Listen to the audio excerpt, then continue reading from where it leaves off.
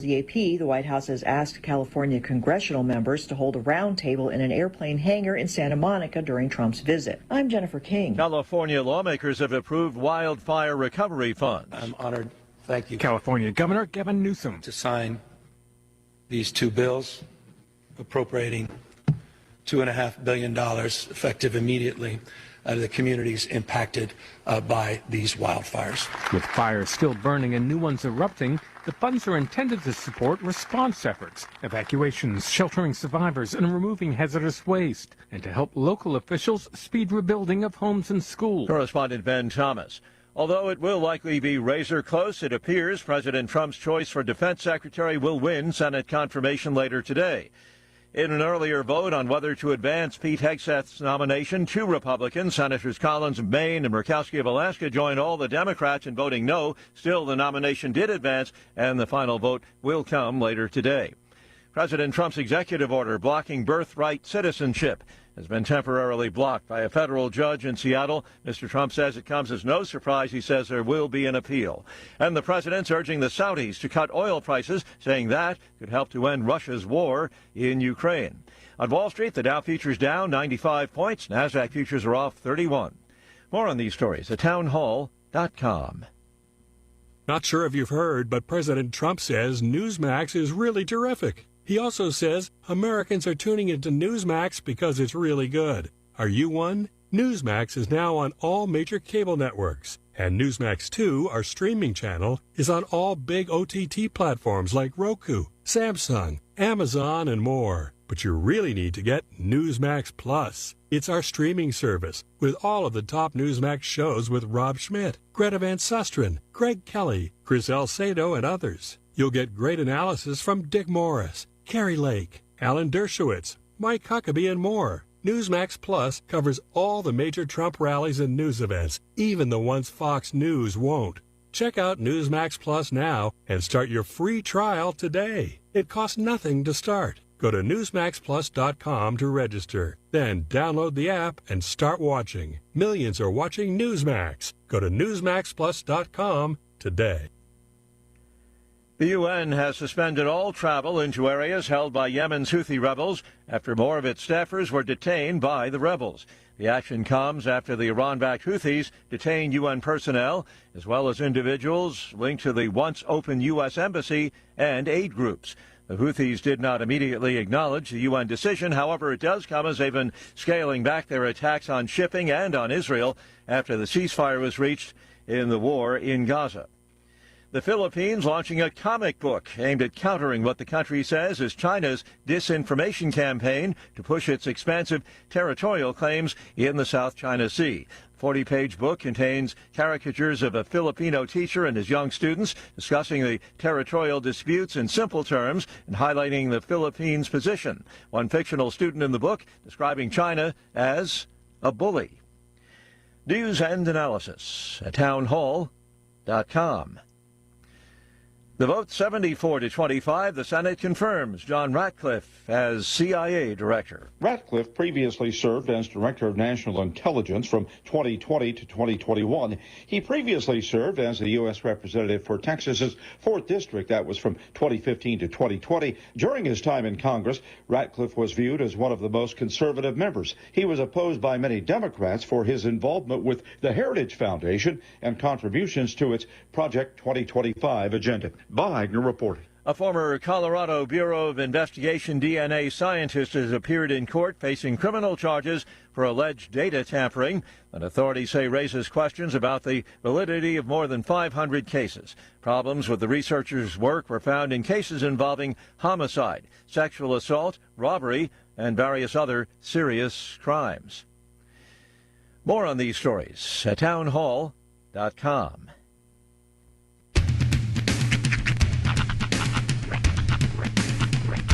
What in the wide, wide world of sports is going on here?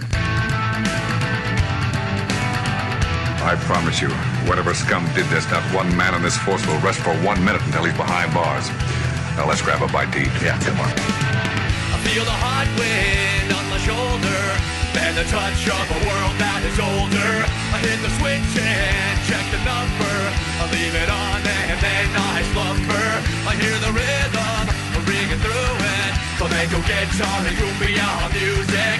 I hear the talking of the DJ. The travel and what does he say? I'm on a Mexican radio. I'm on a Mexican radio. Broadcasting live from high atop the J.P. White Building in downtown Roswell, New Mexico. It's Mornings with Mike Winters on 106.5 Roswell's Talk FM. Is that what I sound like when I talk? Now, here's your host, Mike Winters. And good morning, one and all. Welcome to Mornings with Mike Winters. I am he. That would be me, Mike Winters. Happy Friday. Welcome to it. We did it, everybody. Happy Friday. Yes. This is the longest week ever for me. It has felt, yeah. Honestly, this has felt like sick, the longest week in the history of mankind. Yeah. Monday seems like a year ago. Yeah. Between me getting sick and then, of course, the anticipation of a Sunday game where I'm just like, I can't get here soon enough. Yeah. It's just been like Friday. That's just the way things, when you're anticipating like something good coming, everything takes forever. Yeah. All I know is Friday cannot get here soon. I actually used to get worried when like a week would go by really quickly. I'm like, oh no. Something bad gonna happen this weekend. This week went by way too quick. Because if good things make the week go longer, my mind and conversely, the inversion form of algebra would think that it's bad things are going to happen if the week flies by. Yeah. So, that it makes sense. Mm-hmm. Although, I don't know. I'll rational out of it. Doesn't make scientific sense. No, of course not. Nothing I'd say or do makes scientific. It's just a vibe. But happy Friday. That's a good vibe. It's just a vibe. Mornings with Mike Winters. It's just a vibe. Well, the older I get, the more and more I trust my vibe than other things. So, It's always good to keep a finger on the pulse of the vibe. That's right. Just to know. Quick vibe check. We doing good, everybody? Vibe. Good vibrations? That's right. Ooh, now we're going to another spot. Now we're getting Beach Boys territory. Anybody? Excitations? Anybody? Bueller? I, right before I started the show, I saw a little thing on Facebook that made me giggle. And now I kind of like, I'm going to try to start this. Okay. So there was a picture of somebody's steak, one of these food crime kind of things. Uh-huh. And it, it's this steak that's just, burnt. And it's this perfectly cooked steak. And then you go to the comments. And someone commented, and it just hit me. Mm-hmm. He says, that steak's not even well done. It's congratulations. I've seen that. That's one of my favorite. That steak's not well done. That steak's congratulations. That's one more gooder. I feel like if I was starting a steakhouse, I'm going to add that to how would you like it? Well done. How about congratulations, sir? That's not even well. That's good job. Like now I want to go to, I don't because I don't want to eat it. Yeah. But I do want to order congratulations. How do you want it, sir? Congratulations. I've seen that post before. That makes me laugh every time. Yeah, I just heard that saw it. I was like, that's right my wheelhouse of cheesy wittiness. You'd never think about, that is a step above well done. Is it now where does attaboy fall in? Somewhere between medium rare and well done, you get a good attaboy. Yeah. Hey, you gave it your best. That's right. That's right around there with bless your heart. Bless your heart is somewhere between blue and rare. Oh, man. Bless your heart, rare. Oh, boy. Well, happy Friday. College try, medium rare. Right. Maybe we should hit up Gordon Ramsay. See if we could start a thing. We could change up this whole scale. That's right. We could Dude, it would be the new Starbucks. Because instead of using your tall, venti, and grande, I want a large. We don't sell large. Your whole steak scale is complete. How'd you like it cooked? Let me get that attaboy. I'll take salutations. How about a college try? Tomahawk college try. Oh man, and the rarest is just like that guy's nuts or something like that. Well, I think of a different serial killer. That would be the rarest of rare. We'll call it serial killer. I think rare is better luck next time. If the top of the scale is congratulations, I went dark. The bottom of the you really did. The bottom of the scale's got to be something comparable. So it's like, hey, better luck next time. I'm just thinking rare, bloody serial killer. Well, that's one way to look at it. Too soon, but what if I just called it Dahmer? I don't know if that's too soon. I think it's enough time has passed, man. How do you want your steak, Dahmer? Can I get those, McVeigh? I think that might go the other way. Yeah. That's how he used to say fate. But he was lethal injection. Never mind. Yeah, but of all the people he took out. Yeah, I was thinking his mode of execution. Maybe he should be more in the congratulations area, but he was lethal injection. Never mind. He was cooked. It's Friday. Yep. Little giddy. But happy Friday, everybody. Actually, I do want to announce, I saw on Facebook yesterday, and this is good news for folks. I know with the homeless, the shelter being open up here with the cold and everything that's been opening, but I know Food Not Bombs is partnered with Pecos Valley Rescue to provide food, to provide resources when they do these. And I think they are going to be open the next couple nights here. But Jocelyn actually wants to pop in for a minute because we're talking because they're doing all this, they're needing volunteers. So if people want to volunteer, they've got, and you get trained. That's the other thing we want to make sure they just don't throw you to the wolves, so to speak. There's a training coming up that we want to, if you're interested in volunteering. But the one thing we got a place in place. For now, we got resources in place for now. We need more. But the big resource we need is human beings to volunteer to help out. Yeah. So we partnered with him. We're going to provide food, meals, of course. That's kind of what we do. That's your food, not, So, that's the food part. I already asked. They don't do bombs. That's what it says, not bombs. I know. You'd think it would be something. It says not bombs. Did you read the title? Not bombs. We're trying to get people to drop food. Right. Only bombs we got are gut ones, baby. Right. Gut bombs. So he's going to open up Tuesday all night starting at 8. Okay. And then all the way up to Thursday morning at 8. Okay. Well, and this is based on next week's weather forecast, yes. obviously. So I think we have freezing rain and supposed to get snow That's again. Around Tuesday night, Wednesday is what I'm seeing right now. Yeah. But, he does have a training on Sunday from 2 to 4. Okay. Training is basically going kind of through procedure, what you need to do if there's an incident. Sure. If there's, sign-ups. Health and safety protocols and things checking like in that. bags, we do have to do security type things. Absolutely. For safety. So, it's a couple hour training. It's not intrusive. So. But really, it's just there to help, if folks need something to eat, something to drink, they need some blankets, they need, if they're having some kind of medical and they need to see someone, you help arrange that, things like that. That's kind of what you do as Michaela volunteer. is going to be there too. On site. She's on site, so if there's any kind of so you can just incident, literally walk over there. to hey, Michaela, this person could probably talk to you for a little bit. Facility is really nice. It's Westminster Presbyterian That's Church. a beautiful church, actually. So I love that chapel, the wood ceiling. That's his venue's really nice. I saw it the other day. So but he's the thing of it is if we want him to open, I know we've been all on, he's got to open because it's cold, but we need bodies. Right.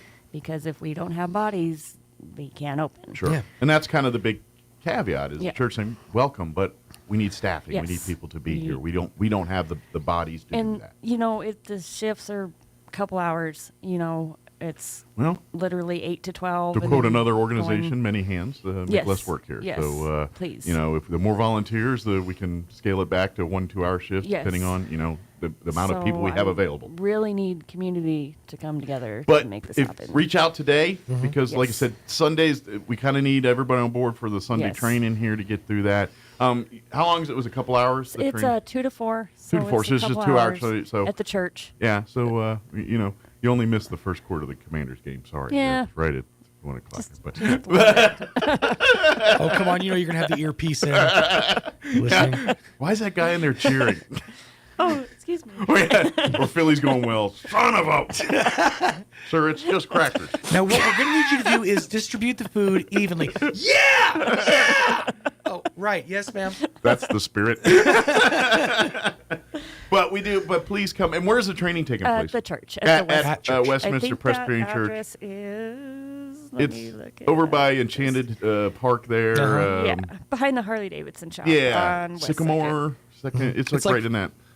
Across like from... 4th, I think is what they call that. Yeah, 4th, I think. But yeah, it's right there near Sycamore by Champion. And if you turn there by Champion Motorsports, you go down there and you'll see it on your left about. And of 2 course, blocks if the shifts are, he does have a website up, so you can go to Roswell Community Disaster Relief on Facebook, and there is a sign-up sheet to volunteer. Okay. So it's a pretty easy procedure. You just put your name and what shift you want to work. And of course, if you have any questions, you can always shoot those to that Facebook or the Food Not Bombs Facebook, and they'll be happy to get those answered to you. Of course, we are still asking for still need warm items, still need sleeping bags, coats, blankets. I did a search for sleeping bags and gloves, and I did not find any.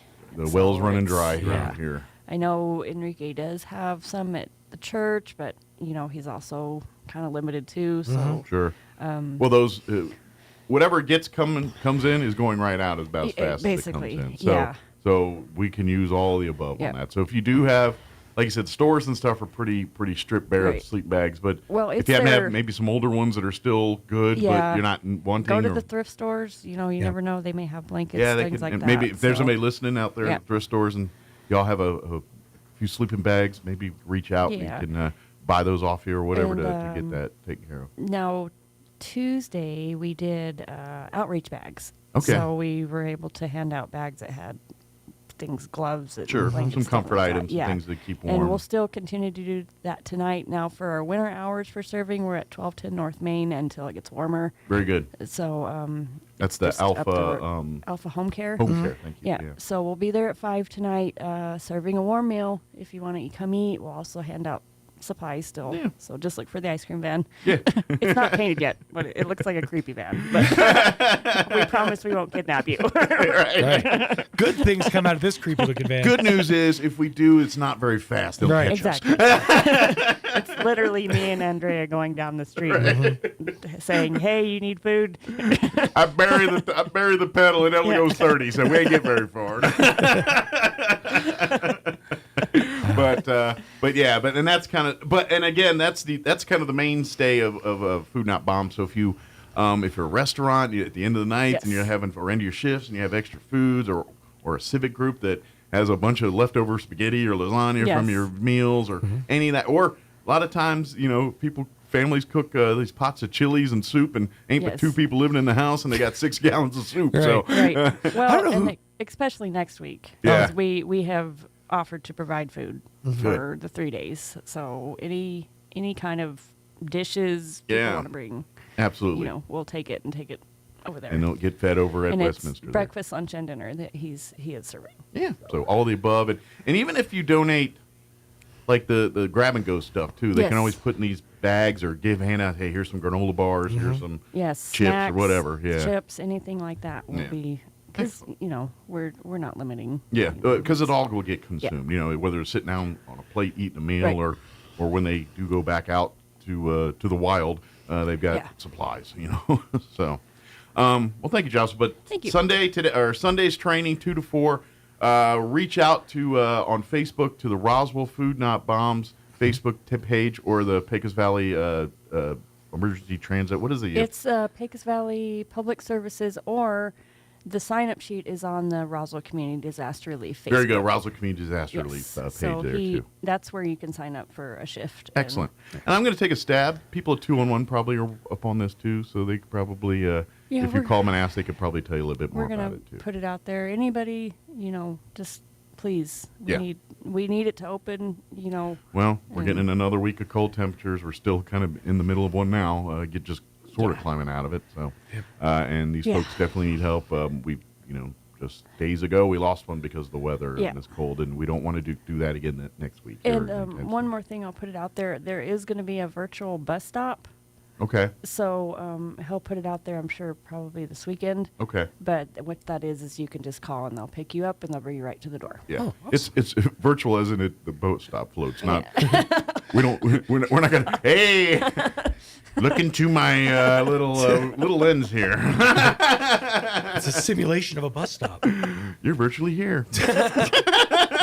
Basically, we're right to the door. I know it doesn't look the same, but but thank you guys. Thank you. All right, 7:21. We're gonna play our interview. I haven't even done the rundown. I got to get the ball rolling. We're gonna play our interview we had with the Chaves County Extension Office earlier this week. We had Tamara and Katie talking about some signups for 4-H and Extension Club and all kinds of stuff. So we'll talk about that. Play that interview for you here in just a bit.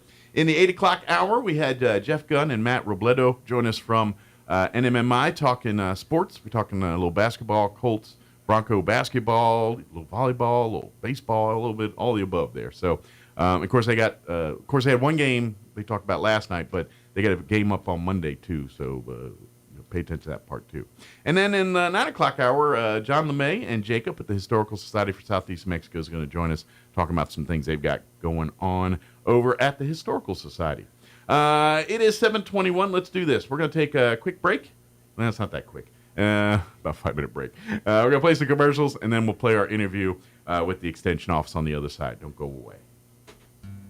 Psalm 139 can be one of the most comforting or one of the most disturbing psalms in the Bible. David seems to be speaking to God throughout. Verse 1 says, "You've searched me, O Lord, you know me." Verse 7 says, "Where can I go from your spirit, and where can I flee from your presence?" If you're searching for God or looking for his guidance, then this psalm gives us the assurance that he's there for us. However, if you're running from God or trying to hide from him, these words should give you reason to rethink your attempt to get away. Over the next few weeks, we'll be studying the life of the prophet Jonah. He doesn't like what God has called him to do, so he tries to run from God's call. Whether you realize it or not, God is always with you, calling you to be his, to follow his word, to listen to him. Do you feel if something is missing in your life? Maybe it is God calling you to him. Be comforted in the knowledge that he loves you and that he is there to lead you where you need to go.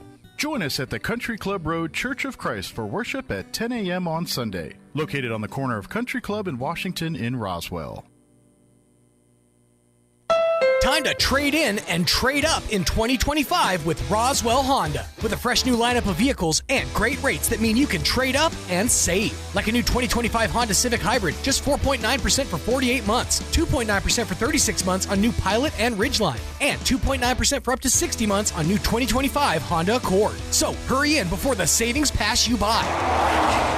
Trade in, trade up, and save at Roswell Honda, 2177 West 2nd.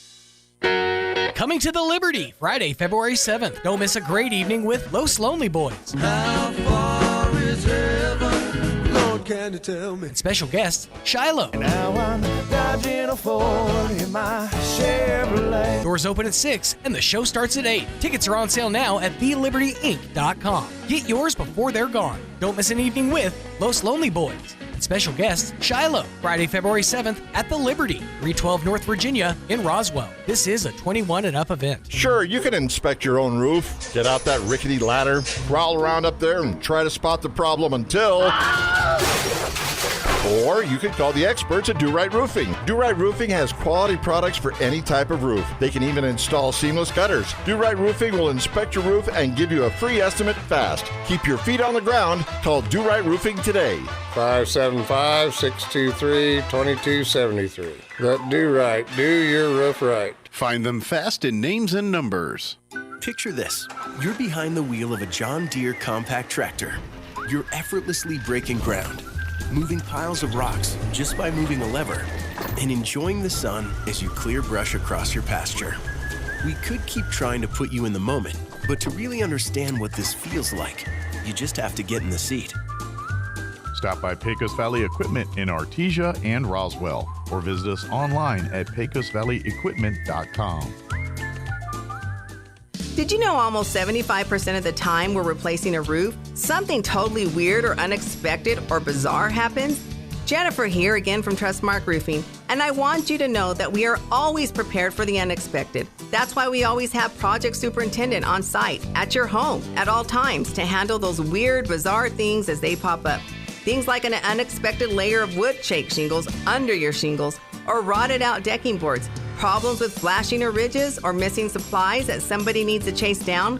These are the kinds of problems that normally grind the crews from other roofing companies to a halt and delay the project. But not with our super awesome superintendent there. He's equipped to handle any problem and keep the project moving along smoothly. Just one more way we do things better at Trustmark Roofing. If you have any roofing needs, call us at 575-755-ROOF or find us online at trustmarkroofpros.com. Trustmark Roofing, we put people first. The Roswell Symphony Orchestra presents Shearer Plays Vaughn Williams, Saturday, March 1st at Pearson Auditorium, featuring Dr. Jim Shearer, professor of tuba at New Mexico State University, in the Vaughn Williams Concerto for Tuba and Orchestra, plus Beethoven's 7th Symphony, along with works by Barber, Sibelius, and Mozart. Get tickets and more information at roswellsymphony.org or by calling 575-623-5882. Shearer Plays Vaughn Williams, Saturday, March 1st at Pearson Auditorium in Roswell. Sponsored in part by Dr. John and Ms. Deanne Kaysen and the Roswell Lodgers Tax. What made Roswell Hyundai the #1 used car dealership in southeastern New Mexico for 2023? Great selection, great savings, and great people. Roswell Hyundai has an amazing selection of makes, models, and model years to choose from. If you can't find it, Roswell Hyundai can get it. And Roswell Hyundai will take any trade. The experts at Roswell Hyundai will work with you to get you behind the wheel of your next dream ride. So, what makes Roswell Hyundai the #1 used car dealership in southeastern New Mexico? You do! Come check out the Used Car Supercenter only at Roswell Hyundai, 1909 West 2nd. Here's a Mornings with Mike Winters fun fact. The ball on top of a flagpole is called a truck. Mess with your friends today by pointing at a flagpole and say, "Hey, check out the truck on top of that flagpole." Here's Mike Winters. Joining us. And good morning. It is 28 minutes after 8 o'clock. And joining us in studio this morning from the Chavez County Extension Office, Tamara Schubert back with us, as well as Katie Garnett. Just kidding. Katie writes back with us. It was a joke, and she says, "I'm going to be Drew today." I was like, all right. Strange. Katie writes with us as well this morning. Good morning, ladies. How are you today? Good morning. Good. Of course, that's what we were joking, or not joking, but just talking. And this, I know it's like a kind of everyone dips a toe into the year and kind of slow start, but for the extension office, this is always like hit the ground running. This is when things, you sign up for things, programs and things start kicking off for the new year. It's a very busy time at the extension office. Absolutely. Yeah, this is so. If you're looking to get involved in things in your community, whether it's for health reasons or for work reasons or for social reasons, now's a good time to you might want to listen to the next 20 minutes or so. but this might be a good time to that. Yeah. But definitely want to come check out the extension office. There's a lot going on here from the young ones to I don't know, 100 years old, whatever, whoever wants to do it. So I don't know, where do we want to start? You want to start with the Drew stuff, or do you want to start with the home ec stuff, or do you want to start with 4-H stuff? I'll let Katie start with 4-H stuff, and then we'll see what we need to go from there. All right. All right. So we are still in open enrollment. That means that your friends can be my friends, and we can all be friends and do super cool things together. Nice. So we should. I feel like it's a theme song. Right? My friends are your friends.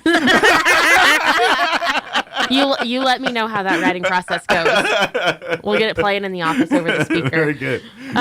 So we have over 200 projects for youth to sign up in, anything from animals to home and interior design, which we will be doing at the library this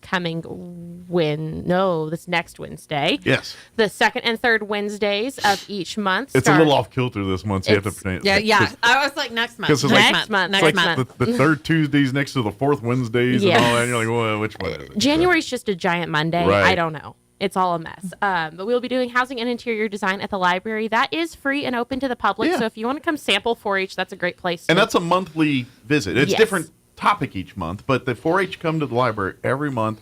That second Wednesday of the month. I get confused too. And they do it, and so you can come and bring And it's a kind of a peek into 4-H, but it's just a great activity to do with your kids and family together. So if you're just looking for some fun family stuff, come on out to the 4-H days at the library. For sure. So housing, interior design, and then we'll go into beekeeping. So 2 very exciting things coming up. Nice. As far as our actual leadership goes, we will be taking our council officer team up to Santa Fe for 4-H Day at the Roundhouse. Okay. So they get to see kind of how the process happens in Santa Fe, New Mexico, and because that's another side of 4-H. You learn about the leadership, citizenship, all the goodies. The whole thing, procedures, and the whole Murphy's Law, or not Murphy's Law. Who's Murphy? Not Robertson's Law. Thank you. Robert's Rule of Robert's Order. Rule. Sorry, Murphy's Law is the one where, like, if you leave your cell phone on during the interview, the ringer will ring. It will go off. That's a Murphy's Law. Robert's Rule. That's what I'm trying to say. You know what I meant. But that's all encompassed in that, and so you get to see it in action.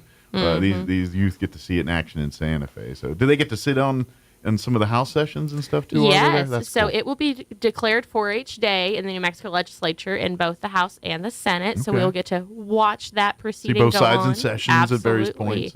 And toward the land grant office, all kinds of good stuff. Just look at all of the different aspects of how they're working for us in Santa Fe. Some of those youth might be sitting in some of those seats someday here. So it would be a great path for them to go for sure. I hope some of them do. But that's cool. So I'm sorry. What else we got for 4-H also too? To just come sign up. Goodness, come sign up. We've got projects starting like crazy. Miss Tamara's got quilting and sewing going on. I've got some rocketry, some STEM, all kinds of fun things are happening. Nice. But for those workshops, you do need to be an enrolled member. Which is easy to do. It is so easy to do. Just stop by and visit me. It's not that hard. Absolutely. And what's the youngest a child can begin the 4-H program? So our Clover Buds start at 5 years old, and we do have some special programming just for those Clover Buds. There's little books, little cooks. So we get together, read a picture book of sorts, talk about certain types of food, do some crafts, bake some goodies, and everything that we've made so far has been really tasty. So kid approved. Right. So anytime there's a thing about eating at the end of the day, that's the thing you want to be a part of. You know what I mean? It's just you can't go wrong. Motivated by snacks. Yes. And of course they can go right up till 18, and they go on to be adults and go on to their next phase in life and things like that. Well, and some colleges even have collegiate 4-H, so you can keep going if you want goes to. On is there like college fraternities and things that are or sororities or whatever that are 4-H, or is it more just I don't know how that works. They have a collegiate 4-H club at several universities, and so it's an opportunity for those youth to continue their 4-H experience. Give back at the college level. Get involved and really launch their volunteer career within 4-H. Nice. So there is kind of, I mean, it's not like a fraternity or sorority per se, but it is, you can still kind of stay plugged in. Yeah, you don't live in a house and I guess argue over who's the last to get toilet paper and things but like they do get monthly free food. So hey, and in college life, that's important stuff. Absolutely. I have a sister going through that now. I know it's a weird situation. Like, aren't you 50? Yes, I have a sister. It's another story that I have 2 sisters. One's in high school and one's is a freshman year in college. So that's for an episode of Jerry Springer, but that's another day. I got a fun life, but anyway, but I know that thing, and so that's great, and that's another, because obviously, especially if the student is going like farther from home for college, and sometimes you look for things that are familiar, and so that would be a place of familiarity for some of those folks that I think absolutely could be a definite advantage in their college careers there. So that's good stuff. So, but either way, it all starts here, coming on down to the extension office and seeing all the different clubs that are available, and don't think that because you don't raise animals or live on a farm that you can't be a part of 4-H. There's so many clubs and parts of 4-H that have nothing to do with farming or ranching or animals or any of that stuff. Don't get me wrong, if that's what you're into, there's plenty of that as well. But if you're into computers or into hunting or into whatever sports, beekeeping, whatever, that's this is for you, 4-H and all that stuff. But or if you're wanting to, maybe you're wanting a career in government and serving and learning, learning that side of things is very much part of 4-H as well, too, and a good way to kind of get yourself familiar with that kind of stuff, too. Absolutely. So, good deal. Again, come on, look, just go down to the extension office, storm in like the Kool-Aid man, say, "Where's Katie?" I'll be there. And she'll set you up here. So, do you want to move on to some home ec stuff or some? Sure. So extension clubs are going. So again, if they're looking for a way to get involved on the adult side, that's a great opportunity. They are hosting their first training on Thursday, February the 6th at 5:30. They're going to be exploring the crickets and the cutting and all the fun craft stuff that you can do with those machines. Okay. Crickets, the machine, not exploring the deliciousness of crickets. Right, right. Or the phone company. There's all kinds of things, right, they could explore. But crafting is what we are going to explore. So if they got new machines for Christmas or anything like that, come check it out. Excellent. We're going to have a couple of projects to do and just learn about the machines in general. Nice. So that's a great opportunity to get involved after the new year. We'll have 6 trainings on different topics throughout the year, but that is our first one. Good deal. So come to the inaugural of 2025. Oh, yeah. So Prevent T2 started last week, so it's still not too late to get involved. So you can get in here last minute, but this is your 2-minute warning if you want to get in. Absolutely. This is be now or forever hold your peace for this year. So. Yeah, so it's a year-long program for those that are at risk for type 2 diabetes. It is mostly Tuesdays at 4 o'clock in the afternoon, so it runs 4 to 5. About mid-year, we start twice a month, but it is somewhat of a time commitment, but it's an opportunity to really learn how to control that aspect of our lives. Yeah, and this is, like you said, this class is for people that you went to the doctor and they said, on the path you're on, you're going to be diabetic here. You're pre-diabetic. If you've been diagnosed with diabetes, there's other things for you. This class is not it. This is for people that are right there being told you need to do something here or you will be diagnosed with diabetes. Yeah, it's a lifestyle change program to get you on the right track. And it kind of makes sense that, you like you said, these first part of the thing, you do it once a week, and then as this progresses, you start going twice a week. It makes sense, too, because really, like you said, it's a lifestyle change.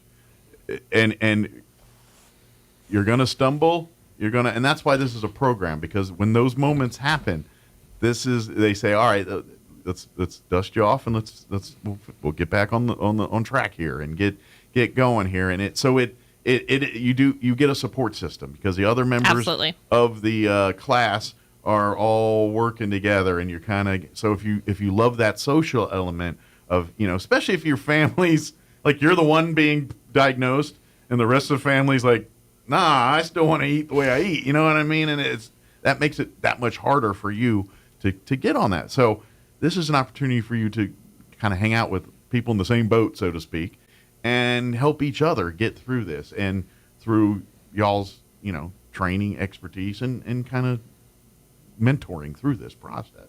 And so hopefully by the end of that year, you've got a great game plan to manage how you're going to do this. Not only from, the easy side where you're saying you got to eat this and this, but navigating life like, well, what happens when the whole family goes out to eat? How do I deal with that? How do I deal with that little pickle? And you'll be well equipped by the end. So each week we cover a new topic, anything from sleep to stress to eating out when you're at restaurants. How do you make those good choices? Sure. So that's what this class is all about. So please, like today, the rest of this week, maybe, I don't know what the deadline is, but sooner rather than later, if this sounds like something, space is limited. There's only so many folks you get to be in the class here, but there is a little space here, I guess, left, just a little. Yeah. So if they have diabetes and they're looking for education, come join us for Kitchen Creations in March. That is kind of your, when you're told you can't have pizza or anymore or anything, and they're like, oh man, and this is making the things that you crave and the things that you like, making them in ways that fit your diet to make, so you can have the satisfying cravings and meet those needs and enjoy eating, while at the same time not, just doing it a little differently. Not doing the damage to your body that you were doing before. Yeah. So Kitchen Creations will take place Mondays in March, starting at 9 o'clock in the morning. Yeah. It's a 4-week class. half of it is education and half of it is in the kitchen cooking, Yeah, trying out some new recipes. Yep. Again, sampling. Classes right? that end with eating are always good classes. Always good. And you're in this class because you want to learn to eat better. And so you gotta start life somewhere. We'll start at the end of the class. You're eating some of this stuff. So, and dare I say, especially if you're like the mom or the dad that's kind of the chef and the one that kind of provides the meals and does a lot of that stuff, maybe you can slip some of this into your own family. They won't even know it. And you know what I mean? There's some. So that's a great point. So if we've got parents out there that may not be diabetic, but their kids are, and they need to learn a little bit more, come join us. Yeah, absolutely. There's ways to create this stuff. You can make, I know, kids eat 3 things: macaroni and cheese, chicken nuggets, and pizza. I get it. But we can make cauliflower pizza. Exactly. It's like we can find ways to and make whole grain mac and cheese. We got this. We'll figure it out. We can climb this mountain. We put a man on the moon. We can do this. But yeah, absolutely. This is the class is really about just kind of melding the lifestyles together. The changes you have to make, but keeping the spirit and the enjoyment of the life. Changing your life without feeling like it's a life sentence. That's what this class is all about. So please sign up for. Again, it's another popular class. It is. Don't dilly dally on signing up for this. Yeah, space really is limited on that one to about 25, just because of our kitchen facilities. Yeah. And so now is the time. You may be like, I have another month. I can get on the list. Yeah. Get on the list now. Yeah. Lock it down now. And that way, because you don't want to shortchange on the food at the end of the classes. More people means less food for you. So, just saying. That's how the math maps. I break things down to the lowest common denominator sometimes. That's how my brain thinks. But these are great opportunities. These are really, and the best part is it's free. You can really, people pay a lot of money for these kinds of classes and this kind of education. You can get it for free right here at the extension office in your own backyard. But the hook is you got to sign up now. Don't wait. Otherwise, you're going to have to wait another year to do this all over again. Right. So, what else we got on that side of things? I think that's all that we've got going on that side. Okay. Anything in the agricultural world? I know this is the master gardening classes and all that is probably still the sign-up window for some of these, or so they missed the sign-up window for this year. Classes started this last weekend, and so if they're interested in master gardeners, for sure talk to a master gardener that's going through. They just graduated last year's class and started this year's class, and so next year's a new opportunity. And speaking about the library, they too do a monthly visit to the library, the master gardeners, and so if you're wanting to green up your thumb. Come out. I don't remember do you know off the top of your head? So I think the next one's actually in February. Okay. And I believe it's the third Saturday. So if that's correct, it would be the 15th. Okay, very good. And so, I knew it was a Saturday. I just couldn't remember which one. And so if you want to learn from probably the most knowledgeable people about the soil and plants and what works and don't work here in southeast New Mexico, you've got a little piece of the collective right there in the library there. And so you get it's really... And if you're interested in taking that class for next year, please note that this is like if you're just getting into gardening, the master gardening class is not where you want to start. That's like saying I want to play football and start trying out for the Cowboys. That's not where you start. Yeah, well, even this Cowboys. But anyway, but they can call the office and get all the information. Yeah. Come visit us at gardening at the library on those Saturdays. I think the other thing is all of us are probably thinking frigid temperatures outside, but now is the time to start thinking about gardening this spring and things like that as we'll start taking soil temperatures here in the next couple of months and we'll getting be getting that those ground emails ready. from Drew here very shortly about the soil temps and things like that. And but if you're asking for tips and all that, don't hesitate to call the office. They've got lots of. I know Drew's kind of going from conference to conference right now, but they can get you information and things like that. And there's a lot of resources to the Extension office for folks that I think most people know, but if you don't know, Extension offices run through New Mexico State University, so you kind of have the whole college at their disposal behind it. It's all part of that. So we've got some great specialists that love to share some information. So if they've got questions, be sure to give us a call. Absolutely, yeah. And Maybe not so much with football because, they had the 1 year. I can't help them then. Yeah, but if they're looking for nutrition on what they should be eating while they're playing football, that's right. We got you. Mm-hmm. And agriculture, they're very good at that. Very cool. So, any questions, anything about 4-H, anything about some of these upcoming cooking sensations in the T2 diabetes class, pre-diabetes classes, wanting more about some of the stuff going on at the library or anything with agriculture. I know you got questions about pesticide licensing and all that stuff. That's all stuff Drew and his side of things handle, and we can get that information to you as well. Don't hesitate to call or come by the extension office. What's the best number for them to call at the extension office? Gotcha. So we are at 575-622-3210. Very good. You can come by. Is it 200 East Chisholm? It is. Suite number 4. Suite number 4, at least for the time being. Yes. Is there any timetable on? Hopefully next year. Hopefully towards the end of the year, they're supposed to start remodel this next month. So we are crossing our fingers. Okay. I was wondering. I was like, is it 2025 you get in here, or maybe? We'll see how long it takes, but we're just thankful for the opportunity for an updated facility for them. I was curious, is this going to alter like what you guys can do? Like, we'll be like at the end of the day. I mean, staffing, but because of the facilities, will that edit what some of the programs or add to? Hopefully, it'll add to. The space will be a little bit bigger and a little bit more functional. A little more people, or offer a little bit variety or different variety of some things. Just because we have a facility that can accommodate that now. So. Absolutely. Cool. Well, we look forward to that here. But in the meantime, we're still at 200 East Chisholm. And, of course, you can always go online.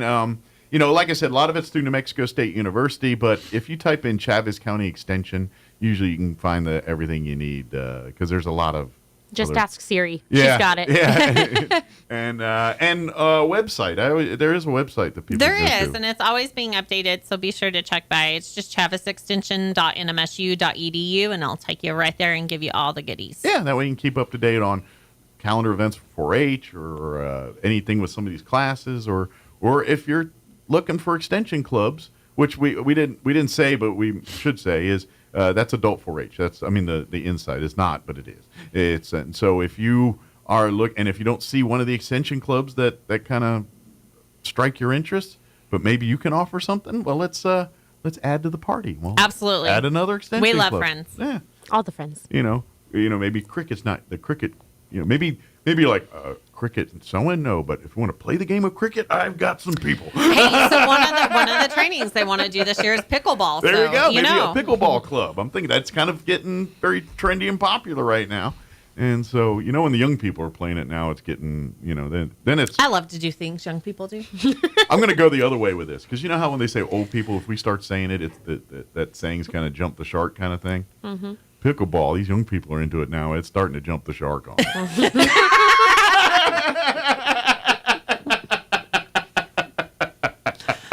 Very good. Is there anything we missed? I don't think so. I think we're good. Awesome. Well, thank you, ladies. I appreciate it. And stay warm. Yeah. It's easier said than done this week, but we'll see you next time. And if there's anything else or anything that pops up that doesn't kind of jive in our schedule, let me know. We'll make that happen. Perfect. Thank you. Thank you. We'll see you next time. Mm-hmm. Bye. All right. It is 8:50. Let us pause for news of the local variety, Chavez County Sports Update, weather, and... Former Eddy County Sheriff Mark Cage, now the undersheriff, will get a $55,000 annual pay raise. That amounts to about 47% of his previous salary. The raise was approved by commissioners earlier this week. Cage's salary will go from $114,000 to nearly $169,000 a year. New Sheriff Matt Hutchinson proposed the pay raise. Cage was ineligible to run for sheriff due to term limits.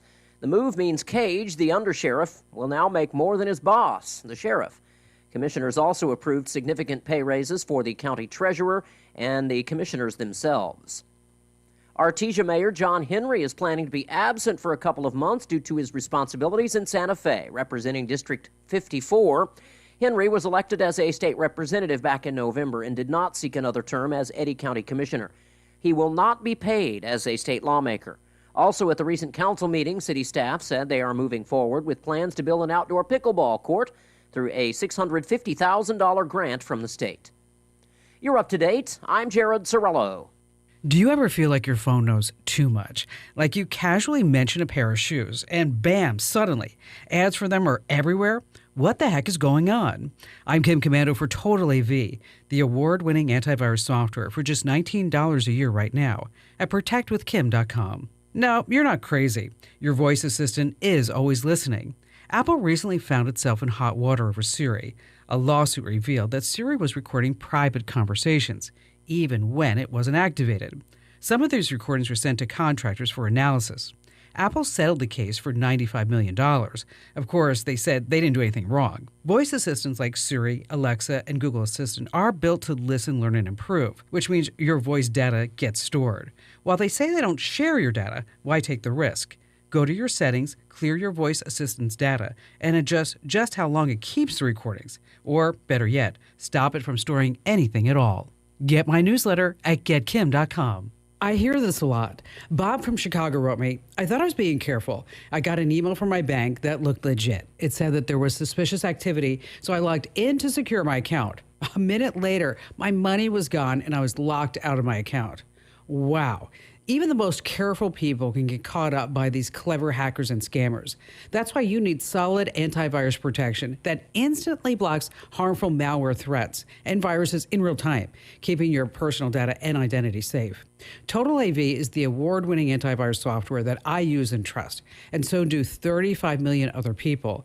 Now, it could have stopped this from happening. Here's what you need to do. Go to protectwithkim.com right now and get Total AV for just $19 for the first year, covering up to 5 devices, including Windows, Macs, and smartphones. That's protectwithkim.com. Now, don't wait. I want you to go right now. Your security matters. Get protected right now. Go to protectwithkim.com. I'm meteorologist Steve Hamilton with your Pecos Valley weather. We've got a pretty nice weekend coming up. Temperatures will stay a little bit on the cool side, though. Mid-50s, and we get sunshine today. For the overnight hours, a few clouds, and we'll dip into the mid-20s. And then we're expecting mid to upper 50s on Saturday. We'll get a mix of sunshine and clouds. Mid-20s again on Saturday night, partly cloudy, and then about 50 and sunny Sunday. That's your latest forecast. I'm meteorologist Steve Hamilton. It's time for the Chaves County Sports Report. Lest you think it was a fluke the last time the Hagerman boys took on Dexter. That was at the Dexter Invitational when Hagerman won by 20. Hagerman proved it was no fluke, bursting out to a 19-2 lead last night in Dexter at the end of the first quarter. The Bobcats go on to win 56-43 to move to 8-4 on the season. Hagerman will play tonight at home against Tatum. Dexter right back in action tonight at home against Cloudcroft. Meanwhile, it was a boys-girls sweep by Gateway Christian over Floyd. No problem, easy peasy. The boys win 62-19. The girls win 49-15. And congratulations, MMI Colts girls basketball team. They got their first victory, 50-26 over Hondo last night. The Colts are now 1-4. The Sports Report brought to you by DSI. Call DSI for all your office technology needs. I'm Eric Butler at Roswell's Talk FM 106.5. With the Wall Street Business Report, I'm Bill Alexander. President Donald Trump told global business leaders they should manufacture products in the United States to avoid import tariffs. Trump, speaking by video conference from Washington to the World Economic Forum in Davos, Switzerland, warned of new U.S. tariffs in differing amounts for all countries. The number of Americans filing new applications for unemployment benefits rose marginally last week, suggesting no deterioration in labor market conditions and reinforcing expectations that the Federal Reserve would not cut interest rates next week. PayPal will pay a $2 million civil fine over cybersecurity failures that led to the exposure of customers' Social Security numbers in late 2022, the New York State's Department of Financial Services said on Thursday. United Healthcare Group named Tim Knoll, the head of its Medicare business, to the top job at its health insurance business, a month after the unit's former CEO, Brian Thompson, was gunned down in New York City. For the Wall Street Business Report, I'm Bill Alexander in Washington.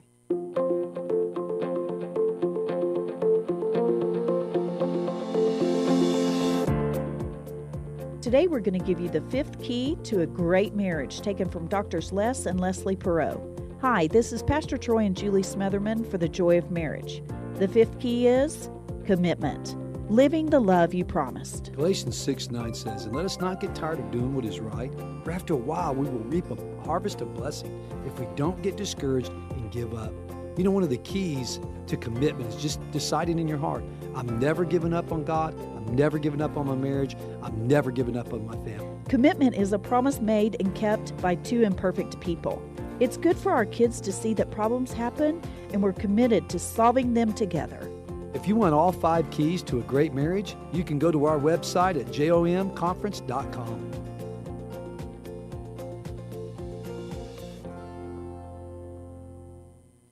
Hey Roswell, Happy New Year! Roswell Ford has a New Year's resolution you're gonna love.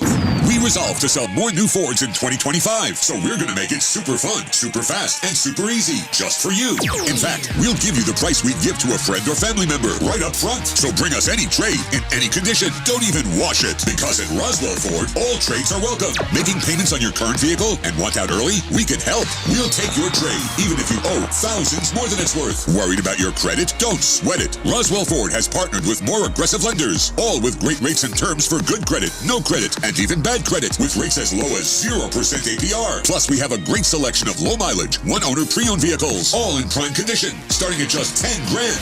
Huge savings, exceptional trade-in values, and a better buying experience. Get on board at Roswell Ford, 821 North Main Street in beautiful Roswell, or online at roswellford.com. 0 APR for 48 months is $20.83 per thousand finance, plus tax, title, and license with approved credit. Are you ready to succeed? Earn your FFA certification through ENMU Roswell's Aviation Maintenance Technology Program. ENMU Roswell has the only FFA Part 147 airframe and power plant school in Southeast New Mexico. Receive commercial and general aviation training, hands-on training with Operation Aircraft, Boeing commercial experience, advanced composite repair training, and more. And ENMU Roswell offers in-state tuition for veterans too. Learn more about this exciting program on campus or online at roswell.enmu.edu. Eastern New Mexico University Roswell. Success starts here. When you stick with Block, everyone's a winner. Weekly prizes and giveaways like a Samsung 65-inch 4K Smart TV to be giving away on February 21st. Your Roswell, New Mexico H&R Block wants to help those affected by the recent flooding that affected our beautiful city. We are offering a discount to any tax filers claiming a casualty loss deduction this season. Please give us a call at 575-622-5455 or stop by our new location at 701 South Main. H&R Block has got you covered. Time to move into a new year at the Calico Cow Fabric and Gift Shop in Roswell. Valentine's fabrics are here and spring fabrics are arriving daily with a great selection of quilts, Valentine shirts, and rope bowls made right here at the Calico Cow. And Brothers sewing machines are on sale now. Plus, the Calico Cow can fix and perform maintenance on all brands. Out of town? Log on to RoswellQuilting.com to order. We ship direct. The Calico Cow Fabric and Gift Shop, 200 East College in Roswell. Want to know how? Come see the cow. So your pecans aren't as big and bountiful as they used to be? Well, what would Jim Gill do? Hi, this is Ben from Roswell Seed Company. Few people knew as much about pecans as Jim Gill. And if he were here today, he'd tell you it was time to fertilize. He'd tell you just what you need and show you how to use it. Then he'd make some joke about your neighbors making fun of your nuts. So when there's trouble with your pecans, head for Roswell Seed Company and ask them, what would Jim Gill do? Here's a Mornings with Mike Winters fun fact. Slugs have 4 noses, but no fingers to pick them. Here's Mike Winters. And good morning. It is closing in on 7:59. Stay tuned next hour. We're going to replay our interview we had with Sports Information Director Jeff Gunn over at New Mexico Military Institute and his assistant, Matt Robledo, as we talked a little NMI basketball, Colt Bronco basketball, a little volleyball, baseball. But first part, we do talk about the games last night, but they got games on Monday out at Cahoon Armory. They want to, come on out and check out some great NMMI sports action. So we're going to play that interview and talk a little Bronco and Colt sports next hour. So that's coming up about 9:15 or 8:15 or so here. Don't forget, too, we had Mari Macheco join us earlier in the week talking about her Tai Chi for Health classes. They're going to be starting up new ones here over at the Salvation Army. Oh, I think I gave away my flyer. I was going to tell you the dates, but I think I gave it to someone for their own personal use, and I don't have it in front of me. But they got in March and everything else. If you go to Tai Chi for Health Institute.com, I believe you can learn more about their stuff, and look for Mari on Facebook to learn more about her class and stuff. But they're coming up. Great stuff there. All right, it is 8 o'clock. We'll be back on the other side of news. Don't go away. You're listening to 106.5 Roswell's Talk FM, KEND, Roswell, New Mexico. We'll be back. News this hour from townhall.com. I'm Rich Thomason. President Trump is visiting hurricane-battered North Carolina today, where people are still struggling to recover from the devastation wrought by Hurricane Helene 4 months ago. And then the president heads for Southern California, where wildfires continue to rage. Mr. Trump's first domestic trip since taking office again. Armed with a generous supply of Sharpie markers, the president has signed another batch of executive orders, including one directing the release of all records pertaining to the JFK, RFK, and MLK assassinations. And everything will be revealed. Mr. Trump also pardoning more than 20 pro-life activists who were prosecuted, some of them put in jail by the Biden Department of Justice. And speaking of pro-lifers, thousands in Washington today for the annual March for Life. This year's theme is Life, Why We March. Scheduled speakers at the pre-march rally near the Washington Monument include Vice President J.D. Vance, Speaker of the House Mike Johnson, Florida Governor Ron DeSantis, and professional surfer Bethany Hamilton. Correspondent Greg Clugston.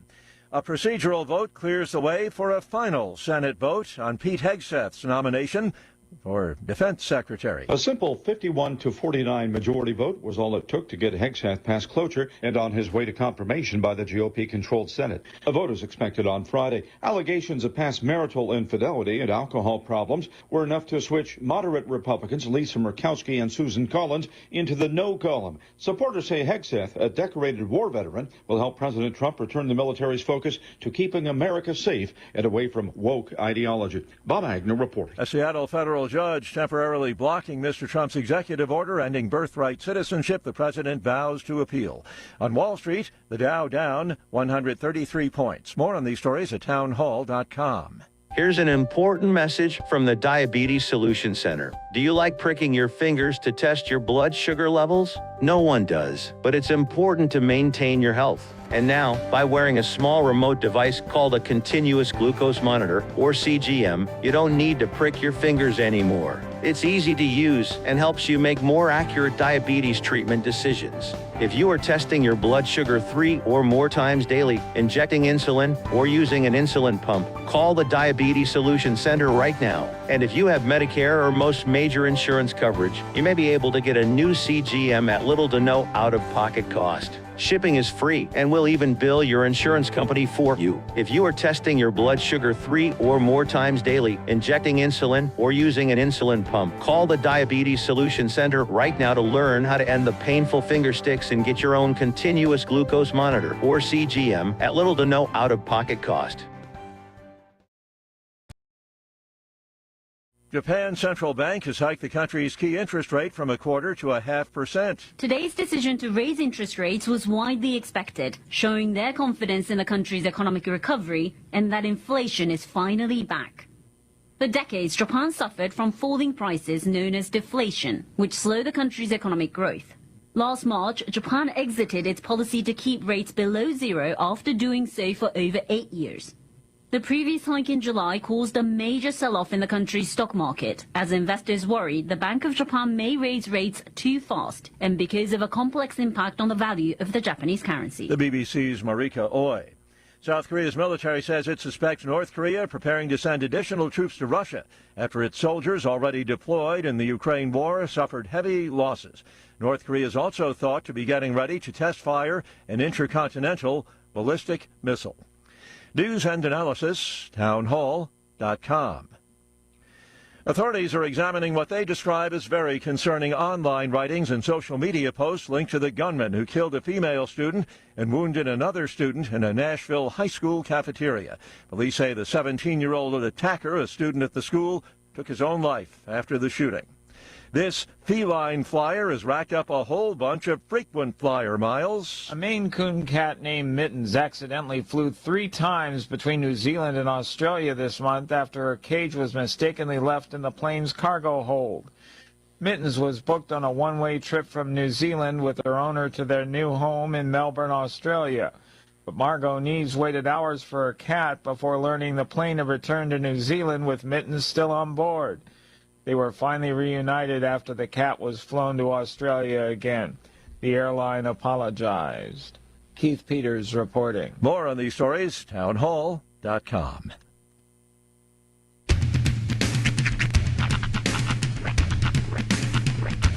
What in the wide, wide world of sports is going on here?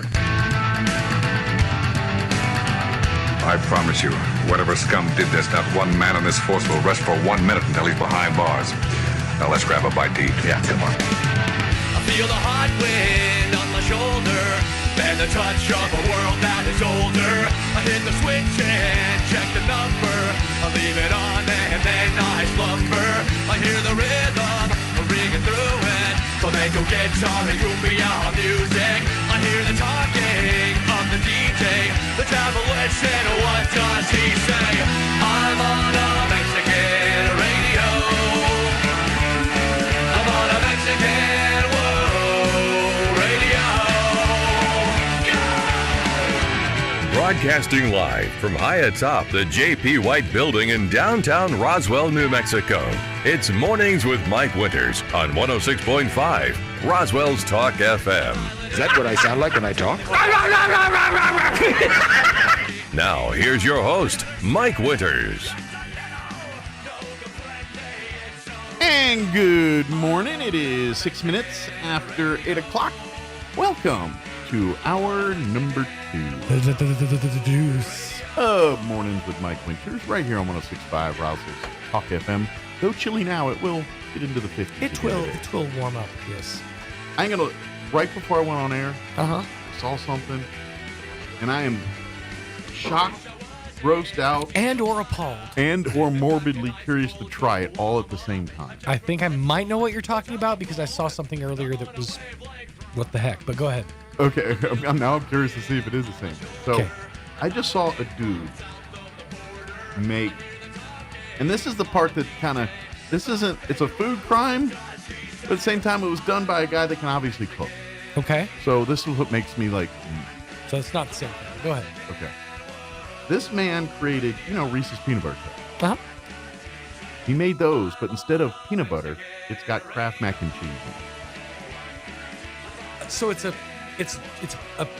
Did he Reese's... make it, or did he hollow out a peanut butter cup? No, he made it. So he made his own cups. Yeah. And instead of putting peanut butter inside, he put macaroni and cheese. Yes. Oh. Yeah, he literally made peanut butter cups and then put the Kraft mac and cheese in there. Now, here's the part that gets me. Like, I'm willing to do this, but at the end of this video, he eats it. And where I was like, oh my goodness. Okay, now hold on. No, keep watching this. Watch this. Boom, eating it. Okay, but hold on. No, keep watching. I know, I understand. No, he just put ketchup on it and then ate it. Oh my God. That's where I'm like, whoa, hold on. Like That's where I dropped. I was like on board for a minute, and then he put ketchup. Know what? I'm right there with you because I'm like, hold on.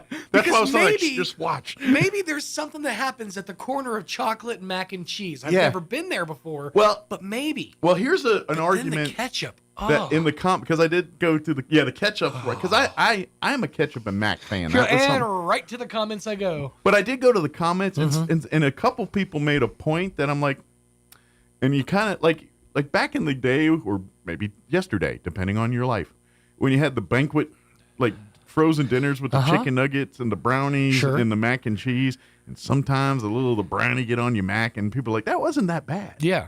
So that's why I'm like, maybe there's something at the intersection of those two. But orders. When he put the ketchup at the end, that's what I was like, I was like, whoa.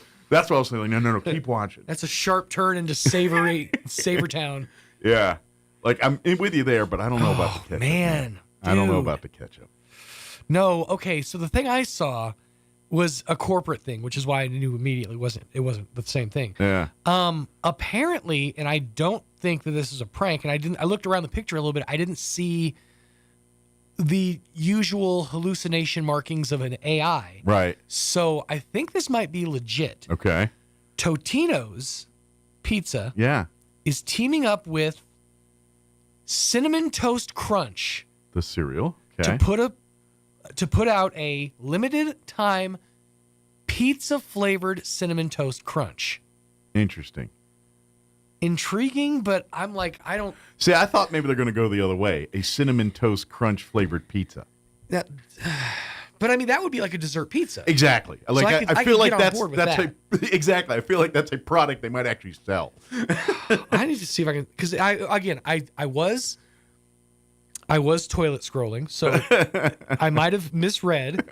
I wasn't paying my full attention. Well, but I mean, I can't. Cinnamon Toast Crunch is all about the sweet. How are you going to go with a savory on that? And it turned like savory. I think it's just pizza flavoring on the Cinnamon Toast Crunch. Wow, cinnamon. Like I could see that as. Yeah, right here. General Mills is partnering with Totino's for a mashup product, pizza flavored cereal. The company's revealed the limited edition breakfast item will pair with the savory flavor of Totino's pizza rolls with the sweetness and cereal shape of Cinnamon Toast Crunch to create a match made in mashup. I think I'd try it until the milk equation comes in. That's where I'm like if you just eat it out of the box, that might not be bad. Well, but think about putting it in milk just sounds revolting. to me. Milk is now milk's initial crime is that it's sweet. Yeah. So it's kind of hard to pair with something savory. That Yeah. being said, milk is just cheese. I know, but it don't taste like cheese. Not yet. Yeah, but it won't at any point when I'm pairing it with this cereal. I am genuinely curious to try. I'm going to see if I can find. If it's one of those like they're only going to sell it online. Like there's I'd have to eat it like out the box first before I even attempt to put milk on that bad boy. Yeah. I have to. You'd have to do it. You'd have to do a dry run first. Like That in makes my sense. head, I'm. This is the picture I have in my head. Like combos floating in milk. That's what I'm thinking when I hear this. And that don't sound good. Well, I'm just gonna say don't knock. I'm of the camp of don't knock it till you try it. I feel like it's gonna induce heartburn, and I don't think I need acid reflux that early in the morning. That being said, I've also been, I had a craving for cereal at like 8 p.m. on a Tuesday. Oh, I do that too. For whatever reason. Oh, I So- like that. I'll have it for dessert sometimes. Oh, yeah. I'll have like at the moment, I have chocolate Cheerios, but it kind of rotates. But that's what's in the cabinet at the moment. is chocolate Cheerios. You know how like about a year ago, Mhm. there was a trend online called Girl Dinner? Yeah, vaguely. Where it was just like whatever you happen to just have at vaguely. your disposal that just becomes That's dinner a for the COVID night. thing, right? Sort of, yeah. Yeah. I kind of that sort of has become bachelor dinner, where it's like if I don't have the kids, I think I'm just gonna have a bowl of Golden Grams for dinner. Yeah, it's fine. My cat's not gonna judge me for it. Oh, there's been nights of PB&J was the way, So it's kind of like girl dinner, but just hashtag single dad dinner. I like to call it lazy poor dinner. There have been many times where Yeah. I'll be strolling with and by the way, I love you farmers for this, my little mini cart that Mhm. they have at Farmers. I do feel. I love those carts. I do too. I kind of like them.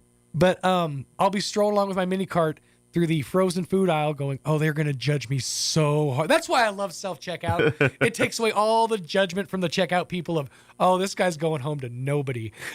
Well, at places like Farmers, I can distract them because I usually Mm-hmm. have conversations about the peanut clusters or the various things on there. Sure. Like, do you really like these things? They're gross, and so that It's so funny that you mentioned that. Good Art, I think, is the name of the company that puts out those red peanut cluster patties. Which to me, they're god awful. And you see them at literally every single cash register. Mm-hmm. That's not like a Walmart cash register in the known universe. Mm-hmm. Have you ever seen anybody buy one? I have. Well, And for curiosity's sake, or No. just you're like, that looks delicious. At the recommendation of my in-laws, I bought one.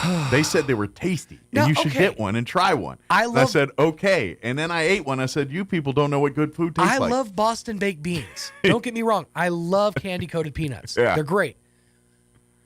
But the stuff around it is garbage. I don't know what kind of nougat hell that came from, but I've it's never nonsense. been a Boston baked bean guy. I like them. I like a tolerate nice. I like a nice candy that you can kind of give a good one of these in your hand and pop a couple. Yeah, So I like a nice a Skittle.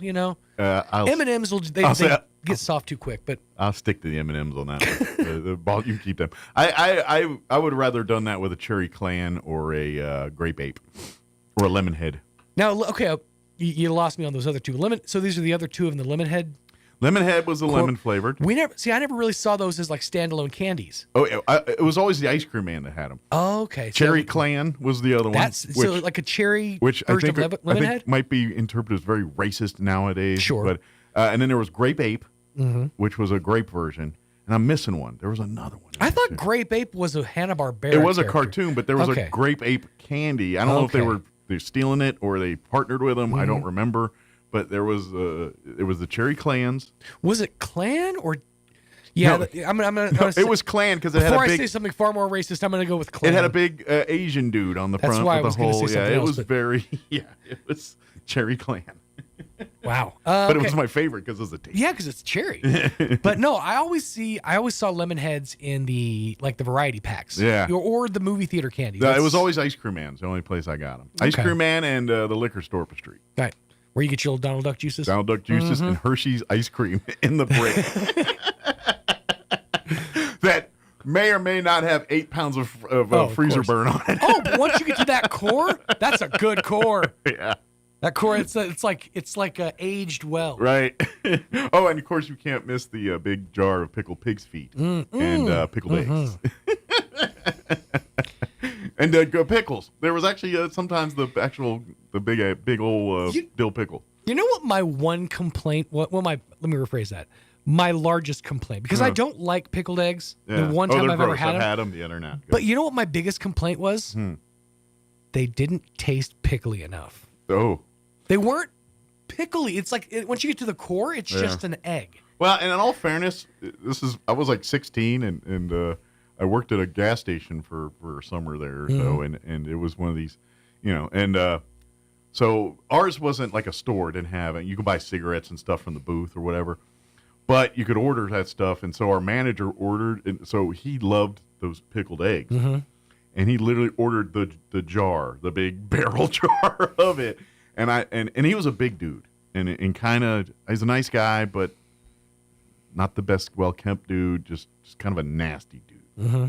Nice, but nasty. Anyway, he comes in with the jar literally under his arm, like walking in, and that's the time I had the pickled egg. Okay. Because he said, "Try one," and he was singing them like it was like. Honestly, I've known people who love the leprechaun's pot of gold in his barrel here, and I was like, "All right, I'll try one," and it was warm, it was sunny day. I just came off from the armpit of this dude. I was just Yeah, it was a perfect storm of no. Yeah, and so I will never, ever, ever dip into that thing again. Look, I'm not saying you should enjoy your pickled eggs out of the armpit of a drifter. I'm just saying, in the right circumstances, maybe. But my thought goes to, well, what? Maybe if you just put a few holes in the egg before you pickle it, maybe then the pickle to get the will pickle in the permeate. yolk? See, I'm still on this. I'm still over here in this country. But I've known people who absolutely swear by them. Yeah. It's the greatest things in the world. Now them quail eggs, I'll eat them. Oh, I know. It's been rather entertaining to watch Mike's little scurries back and forth as Now, he got. I've had a rough week digestively, so I have not touched them all Right, week. But right. last week I was in them. What's great though, shelf stable. They're still just fine. Yeah, they're good till December. We're fine. But I ain't gonna lie, I'll pop two in there as a snack every once in a while. I like them. I feel like I don't hate them. I feel like you should next time you have a ramen, just pop one of those in there. It might Go be the good. traditional. You're right. You ain't wrong on that. That might good tip. Yeah. Yeah, I might do that. I guess we ought to get the hour. Probably should. Yeah. It's nonsense. I'm pretty sure not one person has an appetite after listening to the last 15 minutes of radio. No, here. it's what we do. We allow you to have your breakfast and then we ruin it for you. Well, I saw a video of a guy making Reese's mac and cheese cups. So that's what started it. I'm going to get my hands on some pizza-flavored cereal, all right? Or just try combos and milk. It's going to be one of those two things. Things are going to go off the rails this weekend. It's got to be the pizzeria pretzel combos, by the way, too. We just got paid. I don't have kids. Stuff's about to go nuts. We're putting chocolate syrup on ramen. Let's go. Twizzlers look like I'm not going to finish that sentence. All right, we're going to play our interview with talking some NIMBY sports here with Jeff Gunn and Matt Robledo here in just a bit. But before we do that, cleanse the palate, literally. Yes. Here's your weather. I'm meteorologist Steve Hamilton with your Pecos Valley weather. We've got a pretty nice weekend coming up. Temperatures will stay a little bit on the cool side, though. Mid-50s, and we get sunshine today.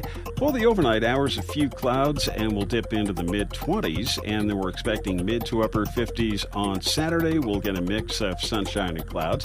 Mid-20s again on Saturday night, partly cloudy, and then about 50 and sunny Sunday. That's your latest forecast. I'm meteorologist Steve Hamilton. Thank you, Steve. Currently, that was one of those moments. It's the show behind the show. Currently, 20 degrees here in Roswell. Humidity is at 68%. Winds currently out of the north at 3 miles per hour. Today, not too bad. 54, sunny. Winds will be out of the south, 5 to 10 miles per hour. Chilly tonight. Not as chilly. 20s. Still below freezing. Still going to be cold. Increasing clouds with an overnight low of 26 with south winds at around 5 miles per hour. Saturday, partly cloudy, 51 for a high with northeast winds 5 to 10 miles per hour. Saturday night, partly cloudy, overnight low of 24 degrees, north winds 5 to 10 miles per hour. Sunday, we're going to be in the upper 40s, 47 for a high with northeast winds at around 5 miles per hour. For Sunday night, looking at partly cloudy skies, overnight low of 25. Monday, when you head back to it, looking at sunny skies and a high of 54. Monday night, partly cloudy, overnight low of 30. But then Tuesday, during the day, not bad, 58 and sunny. But Tuesday night, we're looking at a 38% chance of rain and snow and all that mixed together. Overnight low of 34. So it's going to be a warm night, so probably more rain than anything, but 30% chance of precip there. Wednesday, we're looking at a 40% chance of rain and snow mixed with a high of 53 and then 30. So good news is the temps aren't going to be, from what they're saying, above freezing. So I think we're going to get more rain than snow. I mean, it's still going to be cold, miserable, but, it's not below freezing. That's a blessing. All right, 21 minutes after 8. We're going to take a quick 3.5-minute break. Then we're going to play our interview with Jeff Gunn and Matt Robledo with the New Mexico Military Institute. Don't go away. Psalm 139 can be one of the most comforting or one of the most disturbing psalms in the Bible. David seems to be speaking to God throughout. Verse 1 says, "You've searched me, O Lord, you know me." Verse 7 says, "Where can I go from your spirit, and where can I flee from your presence?" If you're searching for God or looking for his guidance, then this psalm gives us the assurance that he's there for us. However, if you're running from God or trying to hide from him, these words should give you reason to rethink your attempt to get away. Over the next few weeks, we'll be studying the life of the prophet Jonah. He doesn't like what God has called him to do, so he tries to run from God's call. Whether you realize it or not, God is always with you, calling you to be his, to follow his word, to listen to him. Do you feel if something is missing in your life? Maybe it is God calling you to him. Be comforted in the knowledge that he loves you and that he is there to lead you where you need to go. Join us at the Country Club Road Church of Christ for worship at 10 a.m. on Sunday, located on the corner of Country Club and Washington in Roswell.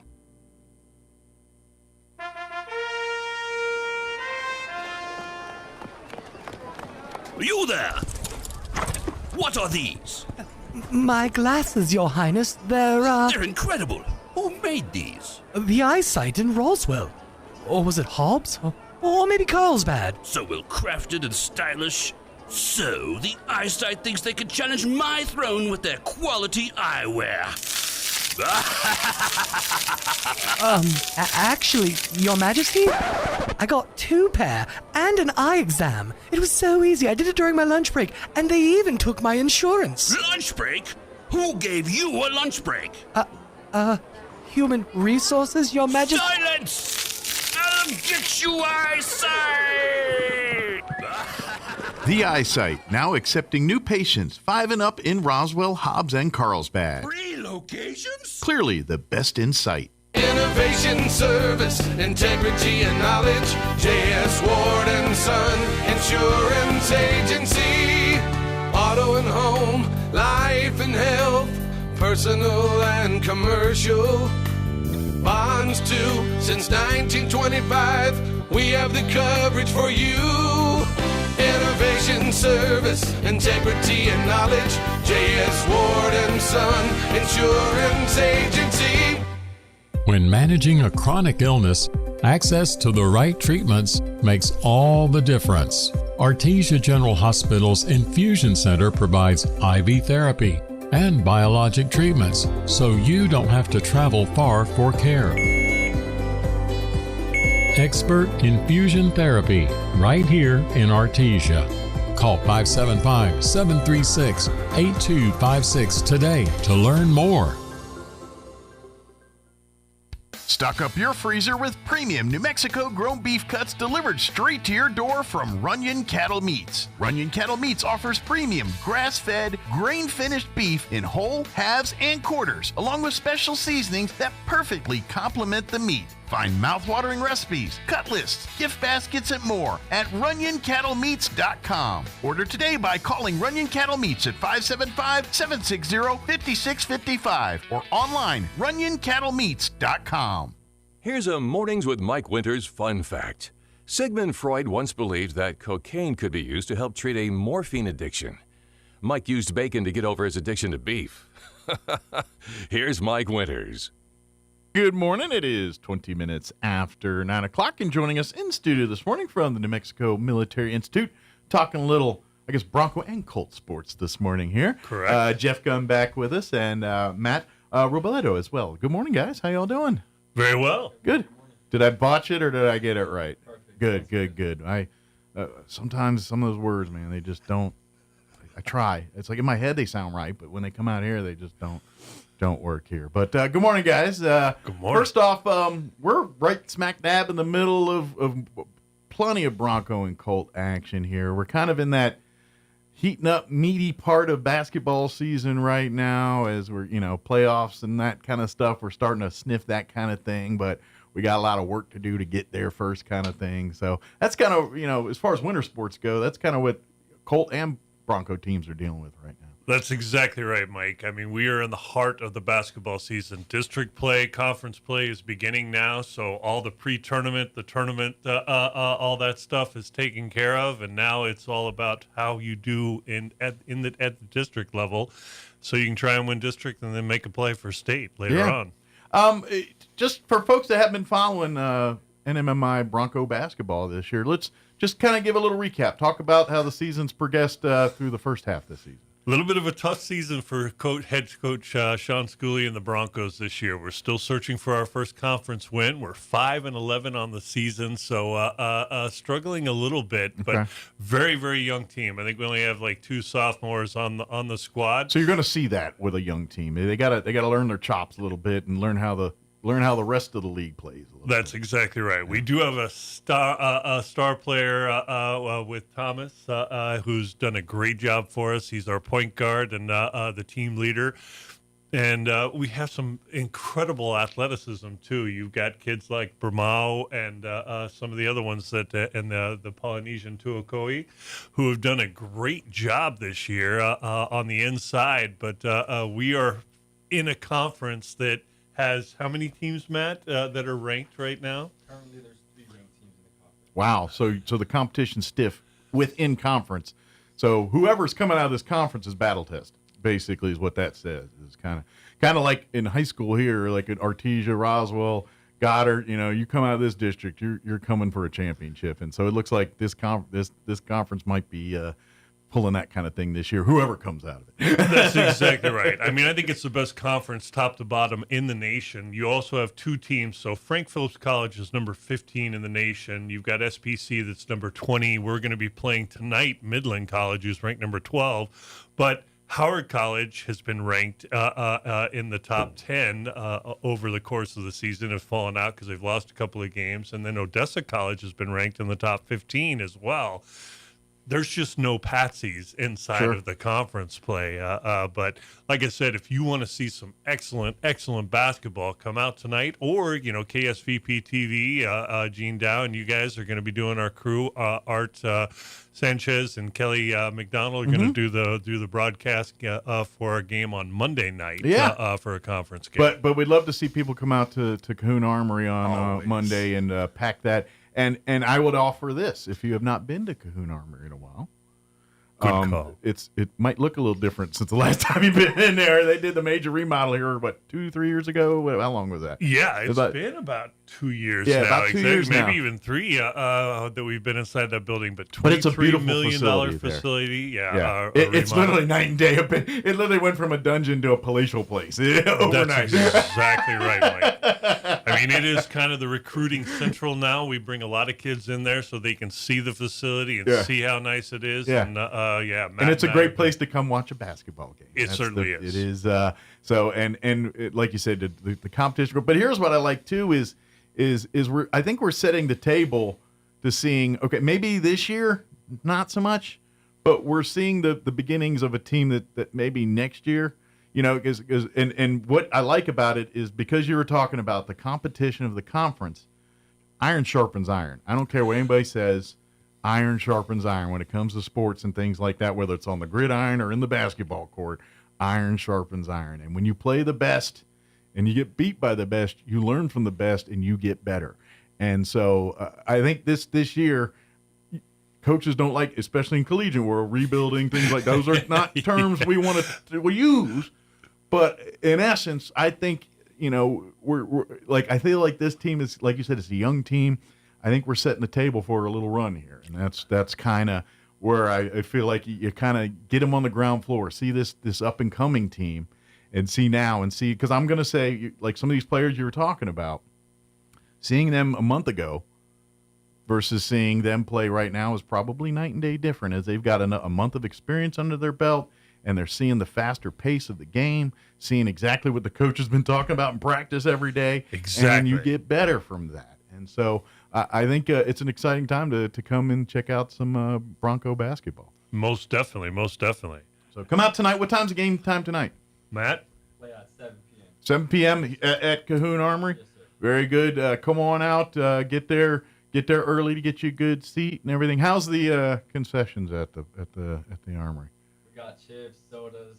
We got you covered. So come hungry. Whatever you want. All Yes, right. sir. But don't make a mess. It's a nice building. Exactly. It's a nice building. Don't make a mess here. Keep it nice here. We kind of, and you know what? You kind of want to, because you know how you go into nice places and you start, you know what I mean? Like, oh, this is nice. I got to behave. Yeah. You the China there, closet, it's right? like, oh, I don't want to leave anything on the ground. It's too nice in here. Exactly. But come out, enjoy some basketball action. But let's talk a little bit about some of the other Bronco stuff going on right now. Give us a fill on some of the other winter sports teams. Well, the big thing is baseball right around the corner. I know people are like, wait a minute, it's way too cold. Is this their winter spring training kind of portion of the year? Is it spring training in the winter? That's exactly it. I mean, Roswell, of course, a little bit warmer than a lot of the teams that are up north. We play Northwestern. Well, some people would fight you on that. Northeastern. Some people would argue about this week, though. But, That's a good point. Yes. But compared to the Colorado schools, they like to come down and come play a little bit of baseball out of the snow. So we're like the Cactus League for... We are. That's exactly the Cactus Thaw. Yeah. That's what these games... But we will be playing our first Bronco baseball games at the NMMI ballpark on January 31st. That's hard to believe, but man, that's awesome. That's only a couple So weeks if you've been away. itching for a little spring ball, man, get your scratch itched here in January and come out and... go out to the ballpark and get your popcorn and peanuts and, your stat book and have some fun out there on it might be a little chillier than what you used to, but bundle up. It'd be all right. Well, and if you get a little cold, come on up to the press box. We've got heaters inside of there. But the cool thing about the team this year is we have 9 Roswell kids a lot of on the locals. squad. Love that. And we have a total of 23 New Mexico kids Wow. from all corners of the state: Farmington, Las Cruces, Hobbs, Volcano Vista, Albuquerque, Taos. So over half of the roster are local kids. Yeah, you saw them in a high school uniform a year ago or so. That's I love that. So come on out and check out some of your locals. Exactly. Maybe slightly taller and bigger. Maybe depending when they hit their growth spurts. And they do. I mean, they really do. You saw it with, we've got Ryan Alsop on the team this year. His brother Owen Alsop really came onto his own under Coach Cook and helped them go to back-to-back regionals. Sure. So what's the forecasters predicting? I know people love to give their previews, even though we're 2 months away or whatever from a start of an actual regular season game here. But what are the prognosticators saying? It's funny that you say that, because I saw Coach Cook as we were walking out to come to the radio show this morning in the parking lot, and I said, "Hey, we're about ready to go on the radio show.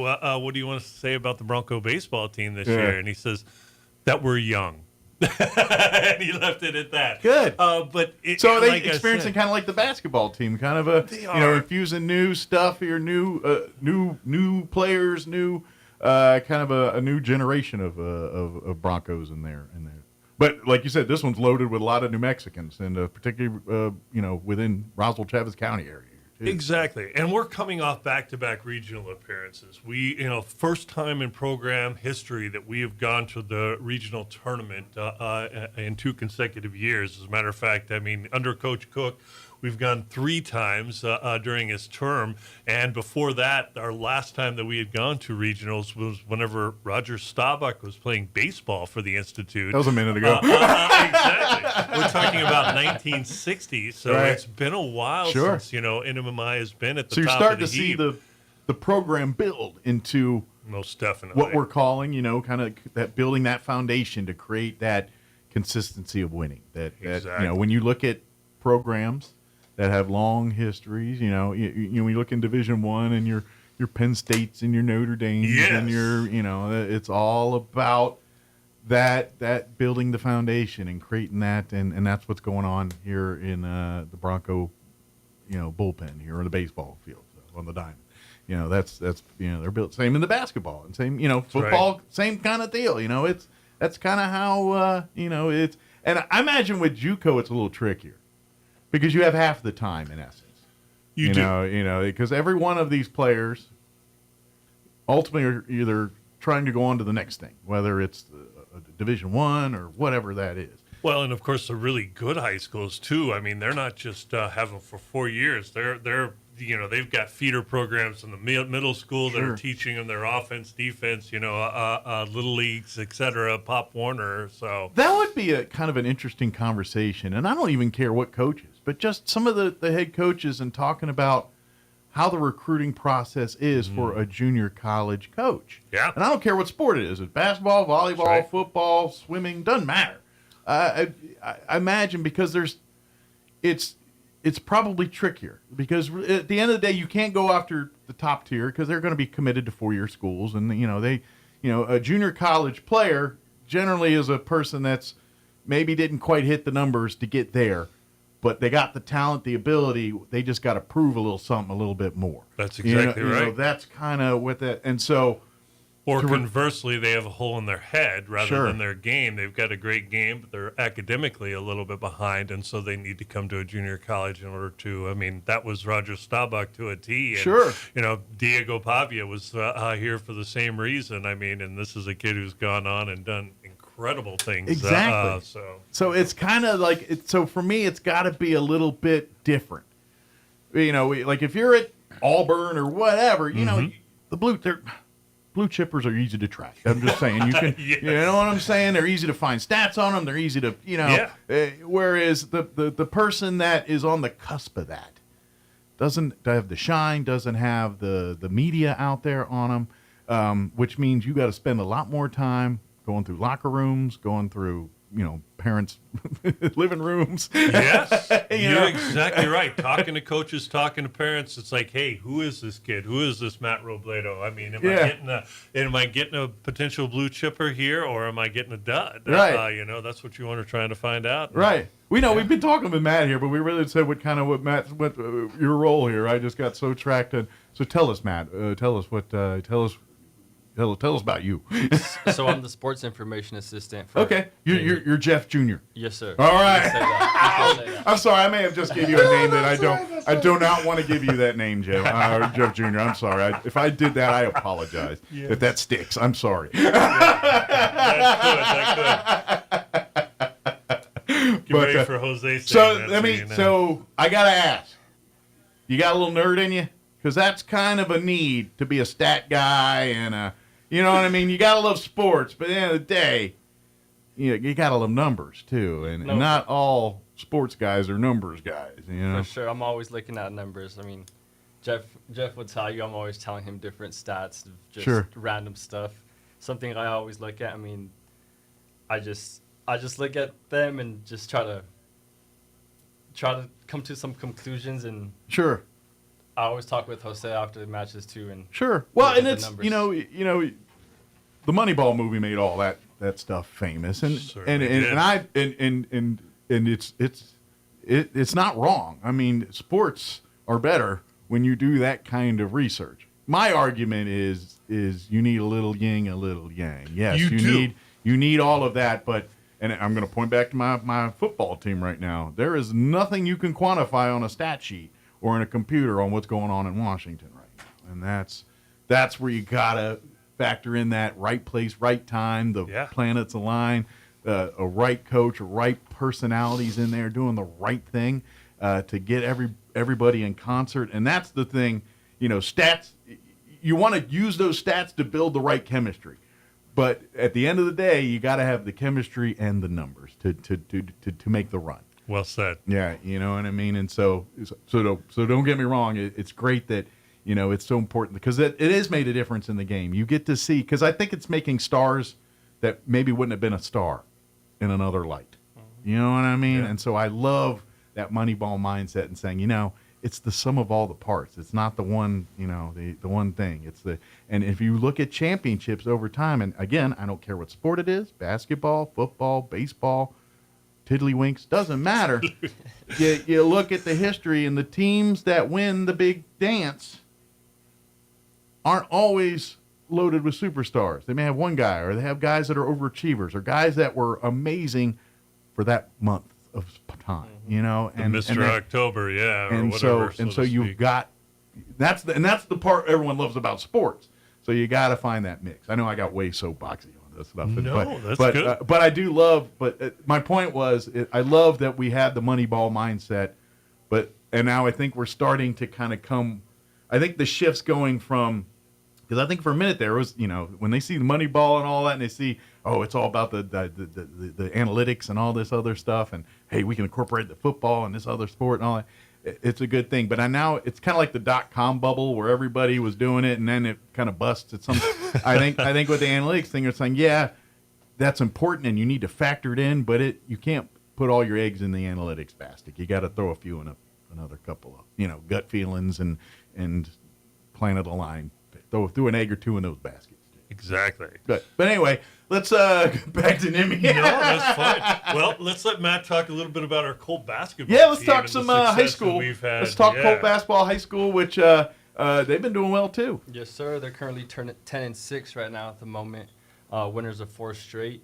They take on Portales tonight, and over the weekend they had a tournament in Dexter where they came out as champions. They took down Melrose and Hagerman. So there were a couple of the teams that they beat over the weekend.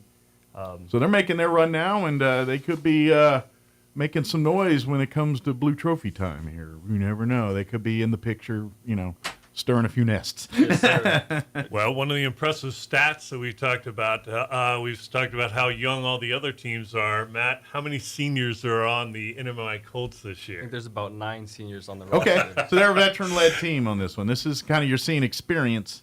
This is in this, and so maybe, and who knows? Some of these kids might be heading over to the Bronco roster here in a year or so as well, too. So we've seen it happen before, most definitely.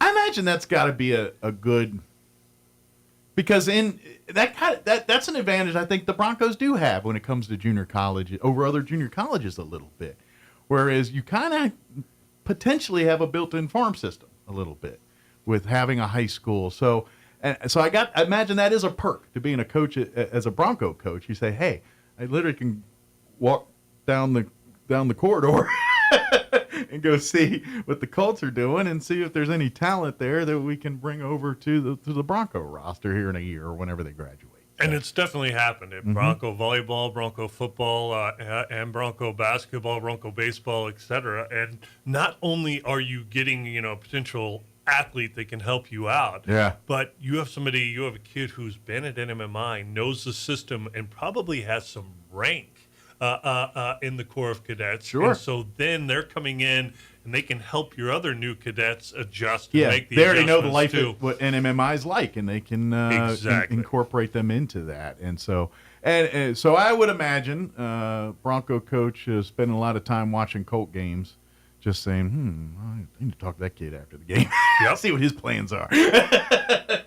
Most definitely. But so when's the Colts back in action? So they play tonight. They'll be tonight here at home? Yes. Do they play in Cahoon Armory as well, or do they play? They also play in the Cahoon Armory. I ain't gonna lie. They probably high school team, one of the nicest gyms in the district, in the state, probably. Yes, sir.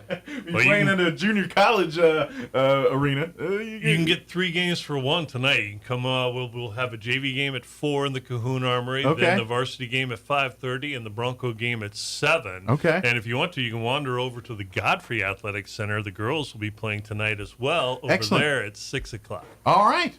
And speaking of the girls, let's talk. How is the Lady Broncos and Lady Colts doing this year? So, the Lady Colts are looking to pick up their first win tonight. Okay. But they've only been playing 4 games. So they're just getting into the season. We're basically barely starting our season, coming back from break. Gotcha. All the other schools have tournaments over the break or whatnot, and we kind of have a late start. And that's a disadvantage when you're playing teams in mid-season form and you're at the beginning of the season. That's a huge disadvantage for a team.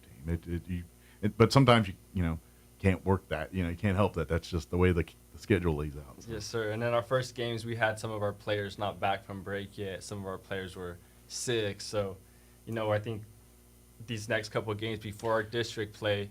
This is when they're going to gel. This is when they're going to they're getting their mid-season form. They're going to get their legs under them and know where to be and know what's more expected Good of them deal. from coach. But yeah, if you get over to Godfrey, man, they got some exciting basketball going on over there too. And of course, the volleyball team kind of, they kind of advertise themselves. They kind of got a big footprint on them. But check out lady basketball as well too. You're going to see some great action there too. How about we're talking. We just talked Broncos. How about Colts here? Or we talk Colts here. Let's talk Broncos. Sorry. Now, we don't have a women's basketball team, so just the high school girls. Okay, just high school. My apologies. The Lady Colts. I thought we did. All right. My apologies. And it's more known about better. gym space. I mean, we do have two complete gyms, but with high school volleyball, college volleyball, 4 basketball teams, it just makes Sure. it, because you all going on at the same time. Exactly. And volleyball, Shelby Fortner and the Bronco volleyball team, they're at nationals every single year for a reason. There are no days off. They're still using the gym every single day and out there working and doing stuff. When basketball's not happening with the Colts, then they're in there. The nets are up, and then they're out there playing. doing that stuff too. And but come out to the game. Yeah, come out tonight. Like I said, got a triple header tonight. Should be a great night of basketball. Quadruple header if you play your cards right. That's right. That's exactly right. And then definitely come out for Monday to Cahoon Armory here for some more. Like you said, we will be carrying that one on KSVPTV.com. So tell your out-of-town friends and family. But if you're in the sound of my voice here I can't say that anymore because we're on the internet. If you're into Roswell, then you can get your butt in the Cahoon Armory here on tonight and Monday night for that matter here too.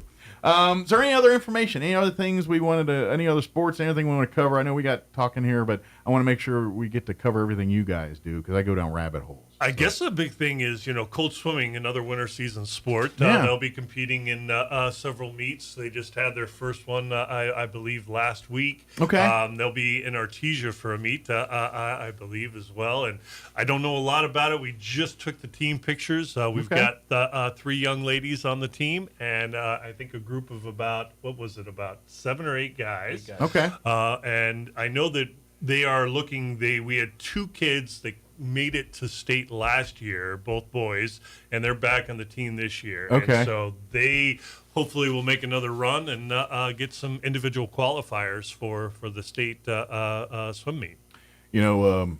I think just based on my knowledge, and I don't have a lot, but based on the limited knowledge I have of swimmingers and all that, I'm sure parents are very thankful that their swimmer kid goes to college, because I'm going to say their grocery bill goes down. No doubt. 1,000% once that kid goes to college. Exactly. I mean, because the amount of calorie intake a swimmer does to get to a meet, like I remember those Phelps stories of him eating like 15 pounds of spaghetti before eating all this other nonsense. Oh my But that's a swimmer's regime. They burn a lot of calories swimming, and they got to intake and replace that, otherwise they melt away. And so I know it's a joke, but I'm serious, half serious. No. I'm going to say, they're like, thank God you're going to college. Now I can afford.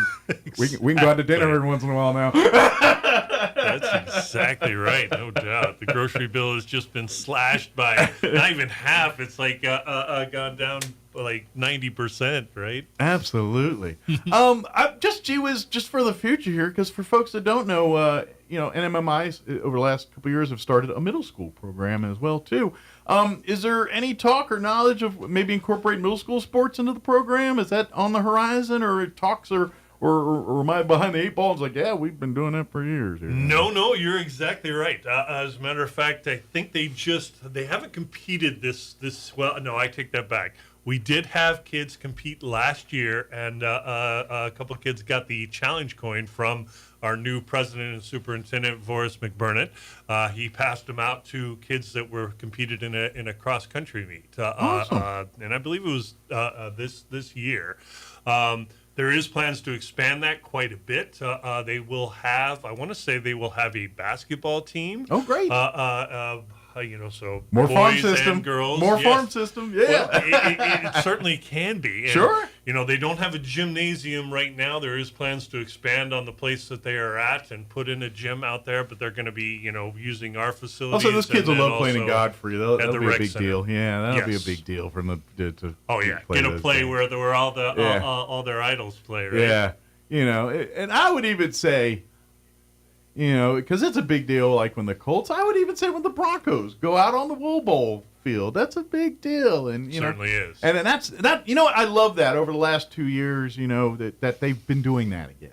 I love that Broncos play Saturday football games in the Wool Bowl. Now, don't get me wrong; it is fun if you've never got to do it to watch the Broncos play a game in basically the heart of the campus. Yes, it's fun. I mean, not a lot of seating compared to the Wool Bowl and stuff, obviously, but I definitely love that home atmosphere, and it feels really. The only thing that weirded me out the first time I saw it was we were playing an afternoon Saturday game. Okay. And I think the chow hall opened at like 4 or 5 o'clock. And all the kids left. And really, like in the third quarter, everybody just gets up and leaves. I'm like, what happened? It's like, chow hall opened. I'm like, I get it. You hungry? Yep. It'll happen during volleyball games too. Be a core mandatory game until the chow hall opens up, and then boom, everybody is gone. Because hey, that's food, man. Yeah. You don't mess with that. You ain't wrong. But I just remember seeing. I was like, did someone fart? What happened? Exactly. Just cleared the bleachers. It was like someone made a bad joke or something, man. What happened over there?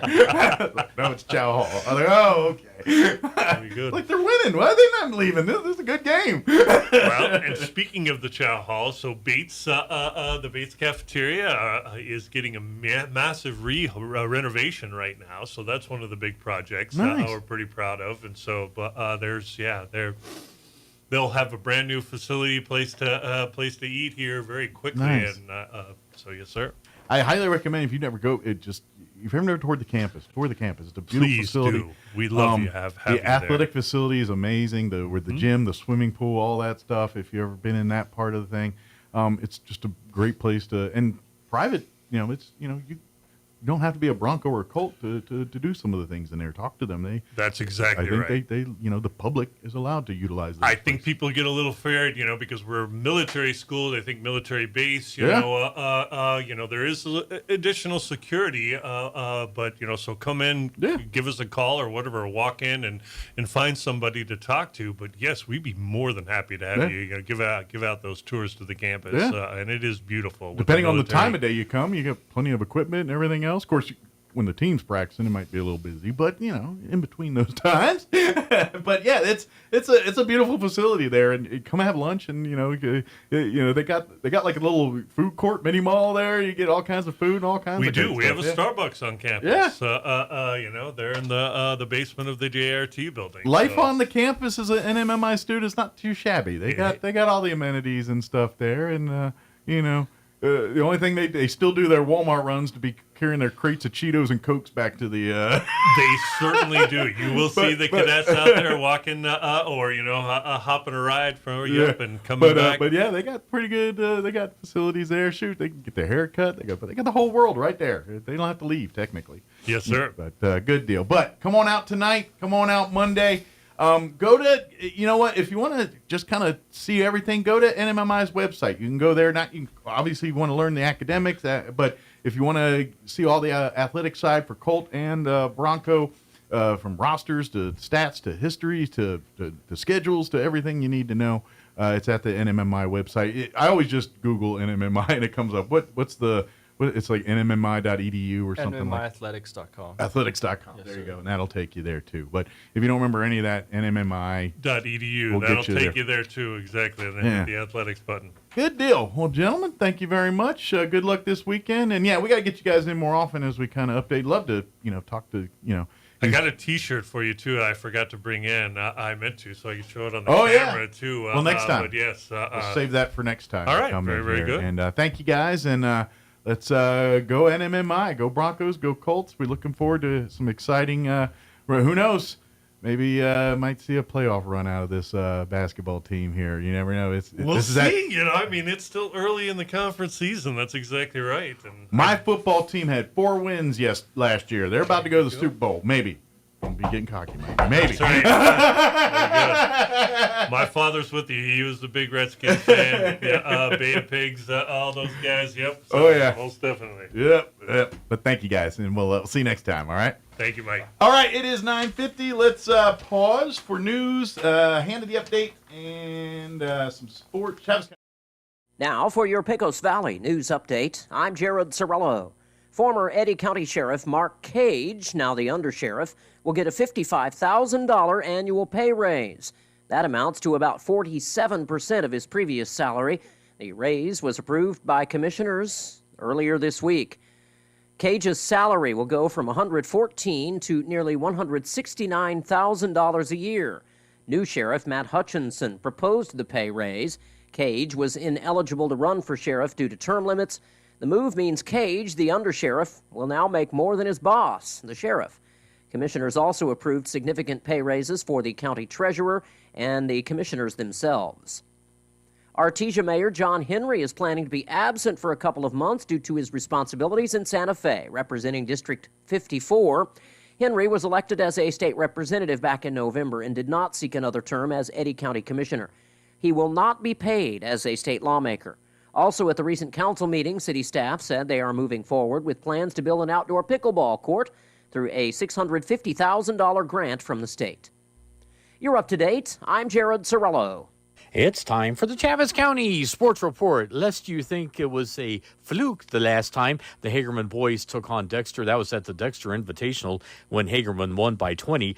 Hagerman proved it was no fluke, bursting out to a 19-2 lead last night in Dexter at the end of the first quarter. The Bobcats go on to win 56-43 to move to 8-4 on the season.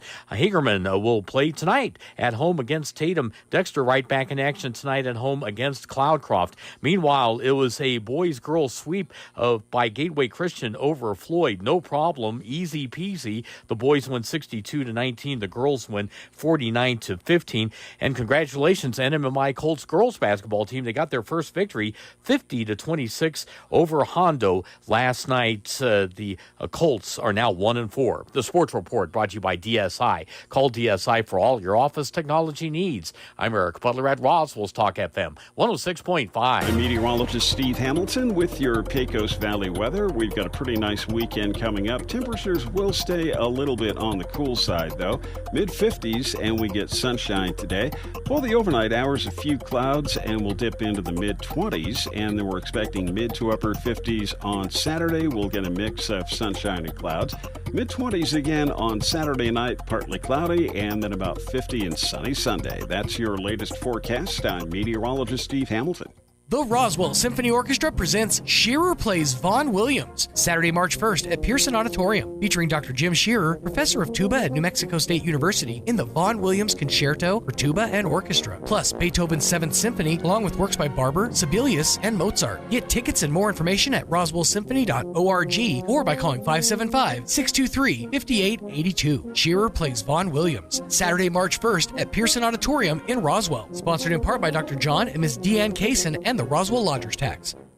Time to trade in and trade up in 2025 with Roswell Honda. With a fresh new lineup of vehicles and great rates that mean you can trade up and save. Like a new 2025 Honda Civic Hybrid, just 4.9% for 48 months, 2.9% for 36 months on new Pilot and Ridgeline, and 2.9% for up to 60 months on new 2025 Honda Accord. So hurry in before the savings pass you by. Trade in, trade up, and save at Roswell Honda, 2177 West 2nd. Your home for Armed American Radio is 106.5 FM, KEND Roswell. Townhall.com. I'm Rich Thomason. Ahead of a key event for the pro-life movement, President Trump has pardoned nearly 24 pro-life protesters. On the eve of the annual March for Life, the president signed pardons for 23 people convicted and imprisoned by the Biden administration for peacefully protesting outside abortion clinics. Many of them are elderly people. They should not have been prosecuted. This is a great honor to sign this. Pro-life groups are cheering the president's action.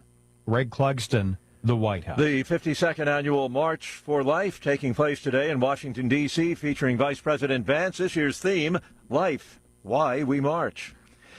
President Trump is traveling today in the first of two stops. He'll see the devastation caused by a hurricane 4 months ago. North Carolina's been treated very badly, so we're stopping there, and we're going to then go to Los Angeles and take a look at a fire that could have been put out if they let the water flow, but they didn't let the water flow, and they still haven't for whatever reason. California Governor Gavin Newsom says the state will be providing more than $2.5 billion in wildfire recovery aid. It's heard here on ABC 7 Los Angeles. I want to thank everybody that cleared the deck, didn't play politics with this, that recognized that people are in need. Proclaiming arrival of the golden age of America, President Trump has addressed globalists meeting in Switzerland. An address via video conference. Mr. Trump says his agenda will result in a more peaceful, prosperous planet, adding that his is a revolution of common sense. Senate vote expected later today. The nomination of Pete Hegseth to serve as Secretary of Defense. If he wins confirmation, it is expected to be an extremely close vote. On Wall Street at midday, the Dow is down 119 points, NASDAQ off 22. More on these stories at townhall.com. Everybody wants cheap airfare, but where do you find it? You call low-cost airlines. Their prices are direct from the airlines, and they're so low you can't find these fares published anywhere. They specialize in cheap flights, discount hotel rooms, cheap car rental rates, and great package deals anywhere around the world. Wherever you want to go, they can help you get there cheaply and with a best price guarantee. If you want the lowest prices on your airline tickets or other travel services, call now. That's right, call. That's the only way to get these rates. Experts are standing by 24/7 to get you the cheapest airfare and hotel rates available. So don't wait. Call right now for the lowest travel prices anywhere and for great last-minute travel deals too. Call 866-755-5300. That's 866-755-5300. Again, that's 866-755-5300. Call us right now. An opposition leader calling on the West to reject the results of this coming weekend's presidential election in Belarus. Svetlana Tikhanovskaya is calling Sunday's presidential vote in Belarus a farce and a fraud. The opposition leader in exile says Alexander Lukashenko has no intention of letting go of power, and he won't allow mass protests to erupt again, like in 2020. All the key opposition figures from those days are either in prison or in forced exile. Svetlana Tikhanovskaya has told the BBC she's not calling on people inside the country to protest because it's too dangerous. But she does want Western allies to reject the results of Sunday's vote, step up the sanctions, and increase the pressure on Lukashenko. The BBC's Sarah Rainsford. Dozens of Palestinian women and teens released from Israeli prisons this week, part of the deal between Israel and Hamas to pause the war in Gaza. News and analysis, townhall.com. A gold spike. It completed the Alaska Railroad on the auction block, and Alaskans want to bring it home. A 14-karat solid gold spike that President Warren G. Harding drove into the ground on July 15, 1923, at a ceremony to mark the completion of the Alaska Railroad, is up for auction on Friday at Christie's Auction House in New York City. The spike has never been permanently in Alaska's possession, and now the Anchorage Museum, with financial backing from the Alaska Railroad, will bid on the spike and is valued at up to $50,000. It's always been in private hands, but Aaron Leggett, the museum's senior curator of Alaska history and indigenous cultures, says the history of Anchorage and all of Alaska begins with the Alaska Railroad. I'm Donna Warder. In Utah, state lawmakers have advanced a bill that would ban collective bargaining across all of the state's public employee sectors. Townhall.com.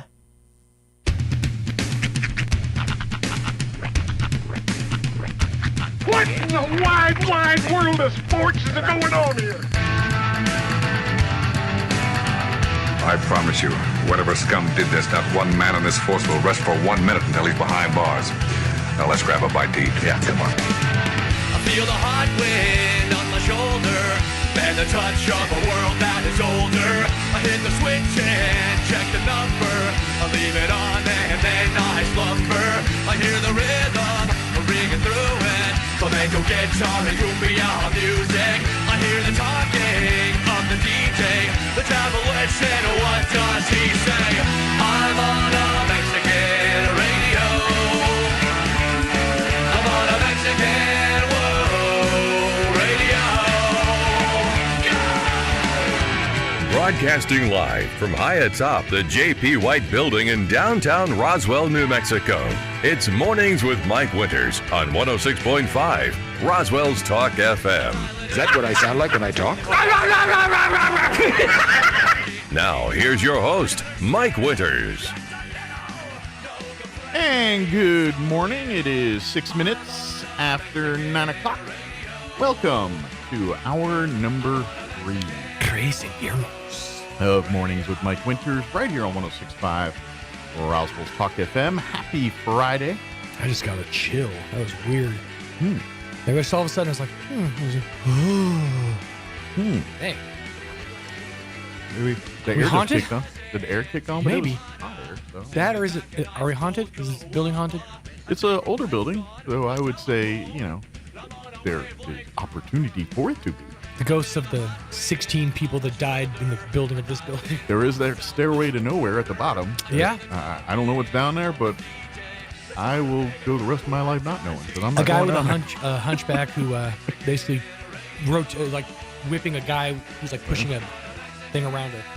I would never go in there, but I will. I know a man who has, and I know he's still alive. Yeah. So he lives to tell the tale. So I don't know, but he might. Although rumor has it, he used to only speak English, and now it's shocked him completely. He speaks in tongues. Hard to understand him sometimes, but boy, does he have stories. He likes pea soup, weirdly enough. Flung at him. He's very specific. And very flexible now, all of a sudden, too. His head spins all over. I kid, of course. We kid. But Yes. Happy Friday. Yes. I wouldn't be surprised. I mean, although I have spent many an hour late at night in this building by myself. And the only creepiness I get is not from the paranormal side. I'm always worried about people. Yeah. Because people have lived in this building over the span of time. Let me fix that for you. People live in this building currently. So I was more worried about that than ghosts. Yeah, I'm real glad they locked the place up now. Right. Yeah, that was. It's definitely helped. Yeah. Well, when you get a whole 5th floor of nothingness, it tends to bring people there. I think we have some nothingness up there. It's all storage, is what it is. It is mostly storage. Yeah. I feel like though there's like a tripwire or like a laser that like reads if you go up there, because every time I've gone up there, like Modesto's not far behind. Like checking out what's going on. Does he have an alarm? Maybe. 5th floor is active.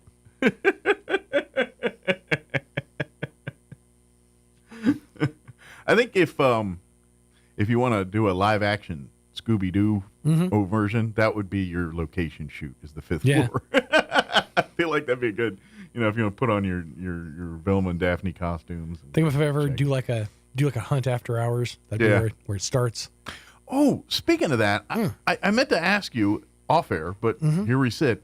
I was scrolling on my Facebooker yesterday, and I saw an advertisement for a deal in Albuquerque. Okay. For a haunted circus. Really? And it's in the Cottonwood Mall parking lot. Okay. And I don't remember the dates, but it looked like a circus thing, but then it was like a Halloween spooky circus thing. And it said it was a rated R deal. Like it was not on Facebook you saw this? I saw it yesterday. I've only seen it once. And it was for Albuquerque. And it was talking about some kind of, but it was I'm pretty sure it said Cottonwood Mall parking lot is where I remember seeing the location for it. But I don't remember all the details. And I was really scrolling. I was like, I need to ask Sean about this. And then life happened and I forgot to ask. So Paranormal Cirque. Maybe that's it. Yep, this has got. I'm guessing this is it. Yeah. It says, "Be very afraid. Paranormal Cirque is returning to the Cottonwood Mall with thrilling new acts. This horror-themed circus will be in the Duke City for a limited time." Yeah, so that's. Yeah, I just don't know if you ever heard anything of that. I have not. No. Friday, January 31st through Saturday, February 1st. So yeah, they have 3 shows: 7:30, 6:30 on Saturday, and 9:30. Got a free plug. There you go. But get your tickets now. Yeah. I was just curious if any. No, I'd never heard or seen that. anything about it until that thing yesterday, and then we were just talking here. It reminded me of it, so it just kind of was like, I tend to avoid things of the paranormal. Like, I'm not. My kid's mom was crazy about that stuff. She used to love watching like Ghost Adventures and all that. But I'm honestly, it just doesn't appeal to me. There was a phase in my life where I watched that show pretty regular. I'm moderately curious. Like, I liked the early versions of that show, but when Zach got really over the top and it got like when that one dude left, that's when I kind of started bailing on the show. Yeah. It started getting just ridiculous. I mean, just like the beginning of that show was entertaining, like the first seasons, because you see the ball move, you hear the voice. It was like, whoa. Right. But it slowly evolved to just Zach walking in rooms going, oh, man, I got to get out. And then, that's...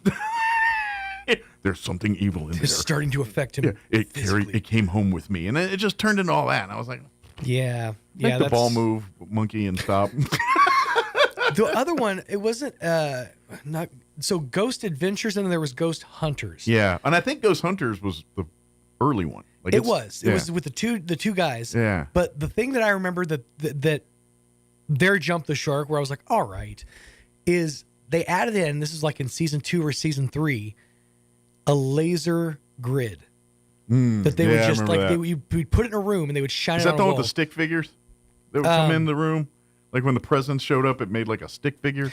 Kind of. Well, it was just like a series of dots that they would shine onto a wall. I think that was an early one. The Like a later ones now Matrix. have the Okay. stick figure guy. Okay. As technology's advanced. But basically, it's like if anything is detected in this room, even like Yeah. a particle of like smoke or vapor or whatever, that these lasers would pick it up. But I Yeah. was like, okay, are we gonna break out proton packs next? I'm more fascinated with the radio stuff. Like when they turn on the radio and the Oh, static. that's what got me. Yeah. Is because they would sit there and they would use Adobe Audition to Yeah. replay their clips. Yeah. That's what got me. Yeah, that's where I'm kind of, and I still to this day I'm a bit of a mark. If you put that on there for an hour, I'm in.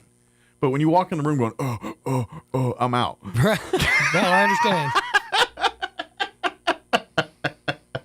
Sorry, that's my Zach impression. Zach Bagans impression. Doing it in a what were those shirts that were very popular for a minute called? They were like MMA and all these guys. Oh, wore 'em. Affliction. Affliction shirts. Yeah. Or what was the other brand? There was a couple of those. Yeah. But Affliction was definitely one of them. Yes, he's in one of those shirts, just Right. going. Ed Hardy. Ed Hardy was another big one. Although Ed Hardy was real big in like the. Do you remember? Well, I think we actually talked about it recently. John and Kate +8. Yes, I remember that show. John from John and Kate +8 like was known for wearing Ed Hardy shirts. Like that was like his look. Okay. It was like his totally his look. I'm having every one of episode. these moments in time where I don't think I've ever heard of Ed Hardy. And now that you're saying Ed Hardy, I'm pretty sure this morning I was scrolling on my Facebook and Metallica put out a thing that they've got flannel shirts.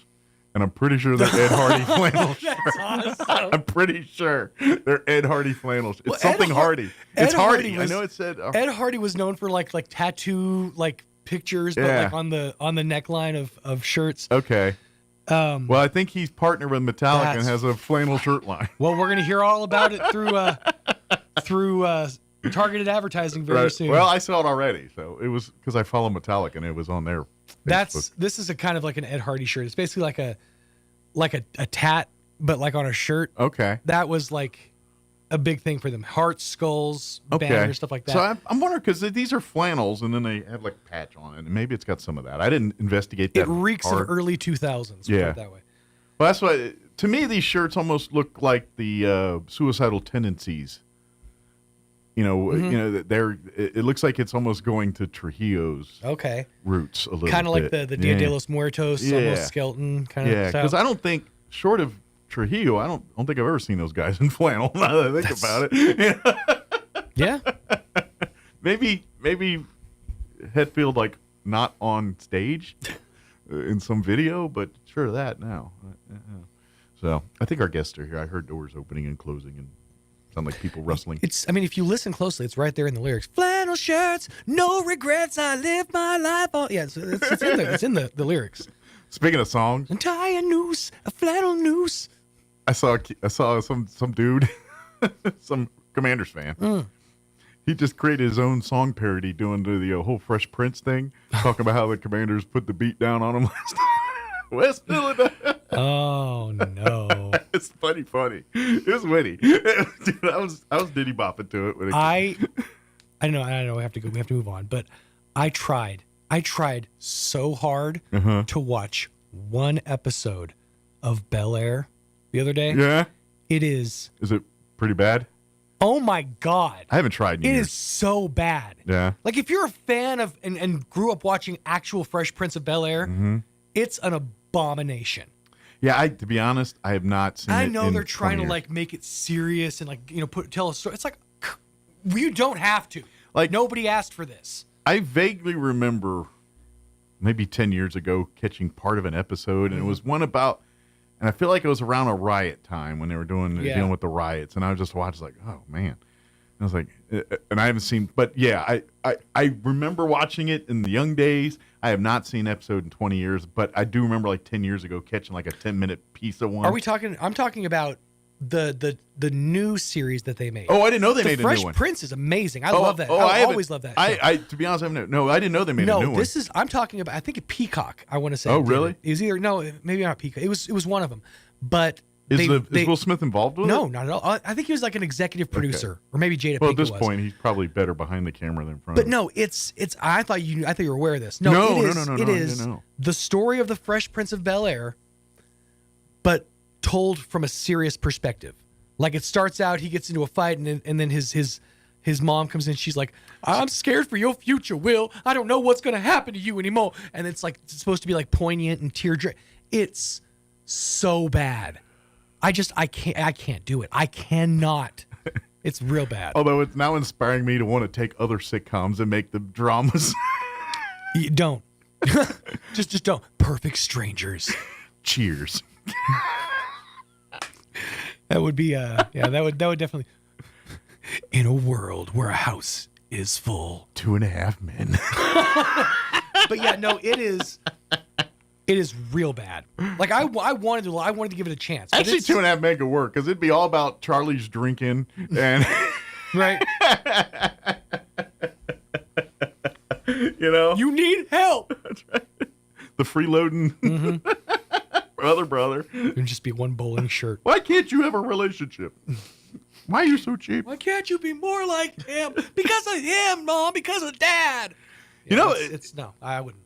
Well, in the half in that, he's like no longer in acting. No. He's I think he's in a band or something. He went like I think he. I know he kind of is a. I don't know if the word ashamed is right, but he's joined not the church essentially. He's not proud of his time on 2.5 Men. Right. I know that. That's if you ask him about it, I'm pretty sure he's not going to speak fond memories. He might be like a youth pastor now or something like that. Okay. Something in that realm, I think. Gotcha. That still reminds me of the time when we went to go see Guy Penrod when he was here, and I was blown away when his guitarist was the. This was Walker. Was Walker? Yeah. Was it Walker or Texas Ray? I always get it confused. Well, one of them passed away recently. Well, he's not that one. It's not that one. He's the other one. Walker? Are you Walker or Texas Ranger? Yeah. Well, he's also in something else that's very popular. Diary of a Wimpy Kid, maybe? Yeah, I think you're right. I think you're absolutely right. Yep. Yeah. Something that I don't watch, but is very popular. Yeah. But I ain't going to lie. The rest of the concert, I'm just picturing scenes from that. We're going to beat you like a spider monkey, Grandpa. I'm all hopped up on Mountain Dew. That's all I can think of. The rest of the concert once I learned that factoid. So, yay, 2 Christmases. Speaking of, John LeMay and Jacob are going to join us here with the Historical Society. Got to talk about some events and things they've got coming up here. Before we do that, though, let's get you up to date on the weather. I'm meteorologist Steve Hamilton with your Pecos Valley weather. We've got a pretty nice weekend coming up. Temperatures will stay a little bit on the cool side, though. Mid-50s, and we get sunshine today. For the overnight hours, a few clouds, and we'll dip into the mid-20s. And then we're expecting mid to upper 50s on Saturday. We'll get a mix of sunshine and clouds. Mid-20s again on Saturday night, partly cloudy, and then about 50 and sunny Sunday. That's your latest forecast. I'm meteorologist Steve Hamilton.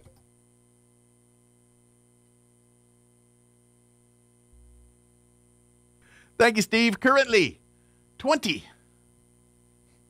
I say that like it's cold. It is. 20, but it's going to get warmer. 20 here in Roswell currently. Humidity is at 60%. Winds currently out of the north at 3 miles per hour. Sunny, high of 54 today. South winds 5 to 10 miles per hour.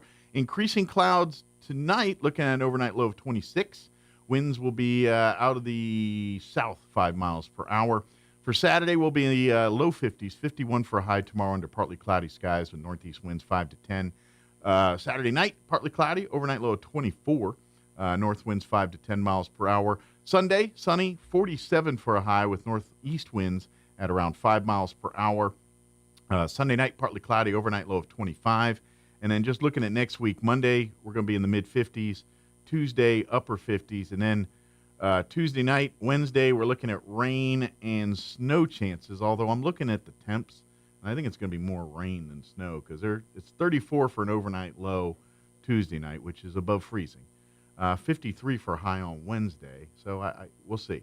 I think it's going to be more rain, but might be some snow mixed in there just for fun. All right, 22 minutes after 9 o'clock. We're going to take a 3-minute break, and then Jacob's going to join us talking Historical Society for Southeast New Mexico. Don't go away. You're listening to Mornings with Mike Winters. Some wounds need expert care to heal properly. At Artesia General Hospital's Wound Care and Hyperbaric Medicine Center, we use advanced treatments like hyperbaric oxygen therapy to help chronic wounds heal faster. If you or a loved one has a wound that won't heal, call 575-736-8235 today and take the first step toward recovery. Altrusa is excited to announce, along with partners Dion's Pizza and Hobby Lobby, a Book Blitz. The Book Blitz will be Saturday, February 8th from 10 to noon at Dion's Pizza and Hobby Lobby Roswell locations. They'll be collecting new and gently used children's books to be placed in the Altrusa-sponsored Little Free Libraries. Altrusa distributes books for local projects and organizations throughout the year. Your help in stocking up our children's books would be greatly appreciated. Please join the Altrusa Club Saturday, February 8th at Dion's Pizza and Hobby Lobby in Roswell to help support the Book Blitz. So your pecans aren't as big and bountiful as they used to be? Well, what would Jim Gill do? Hi, this is Ben from Roswell Seed Company. Few people knew as much about pecans as Jim Gill. And if he were here today, he'd tell you it was time to fertilize. He'd tell you just what you need and show you how to use it. Then he'd make some joke about your neighbors making fun of your nuts. So when there's trouble with your pecans, head for Roswell Seed Company and ask them, what would Jim Gill do?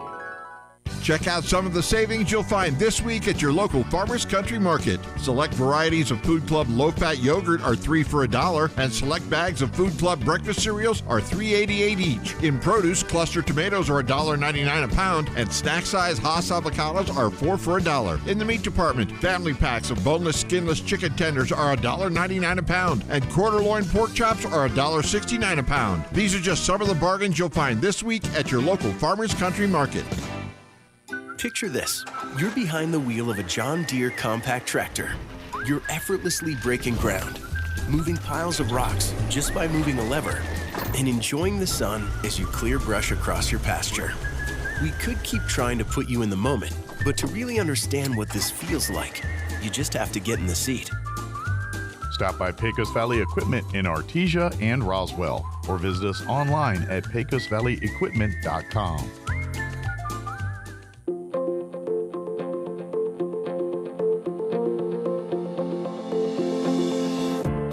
Happiness isn't about getting what you want all the time. It's about loving what you have and being grateful for it. Hi, this is Pastor Troy and Julie Smitherman for The Joy of Marriage. As people, we can get so focused on what we don't have, we don't appreciate what we do have. We can make ourselves miserable, angry, and even depressed by focusing our thoughts and words on the negative. Take a look around and find something to be grateful for that your spouse does. It will change your attitude in your marriage. 1 Thessalonians 5:18 says, "No matter what happens, always be thankful, for this is God's will for you who belong to Christ Jesus." Take it from me, I was such a negative person, but by renewing my mind with God's Word and learning to be thankful, it changed my life and greatly impacted my marriage. If you have any questions or would like further information about the Joy of Marriage Ministry, please go to jomconference.com. Here's a Mornings with Mike Winters fun fact. The Goodyear Rubber Company researched and concluded that shoes wear out faster on the right foot than on the left. To fix this, just walk backwards for half the day. Here's Mike Winters. And good morning. It is 26 minutes after 9 o'clock, and joining us in the studio this morning from the Historical Society for Southeast New Mexico, volunteer Jacob Hardwick with us this morning. We're going to give John LeMay a hard time because he bailed on you today, so we'll give him a hard time. Or I can. I don't know if you can. Oh, I encourage it fully. Listeners, if you know him, give him a hard time. I'm just kidding. Am I allowed to say that on air? Yeah, he's a good guy.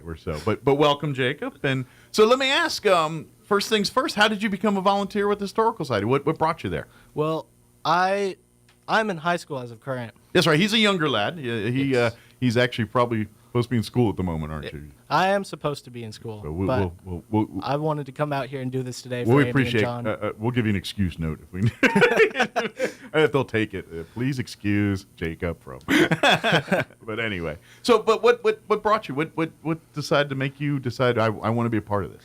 Well, after several career changes, thinking I was going to drop out of high school and be a blue collar man, I decided that I wanted to be a writer. Okay. And I talked to I talked to Amy's husband, Mr. Taya, is a counselor at my school. Yeah, he's pull back the curtain. Yeah. Amy's husband is very much involved in the Roswell Independent School District here. Yeah.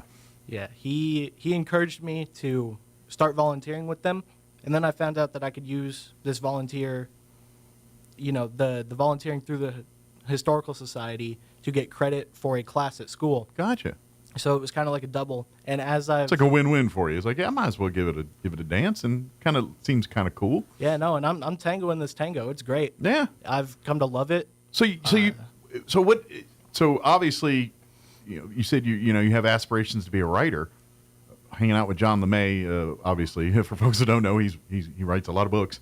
So I'm guessing by default, he's kind of serving a little bit of a mentor for you here as you guys, because you work in the archives with him, right? That's kind of a lot of your main volunteer work is with him in the archive side of things. Yes, it's like 95% archives, 5% museum. Gotcha. Well, yeah, it's a little bit of everything with all that.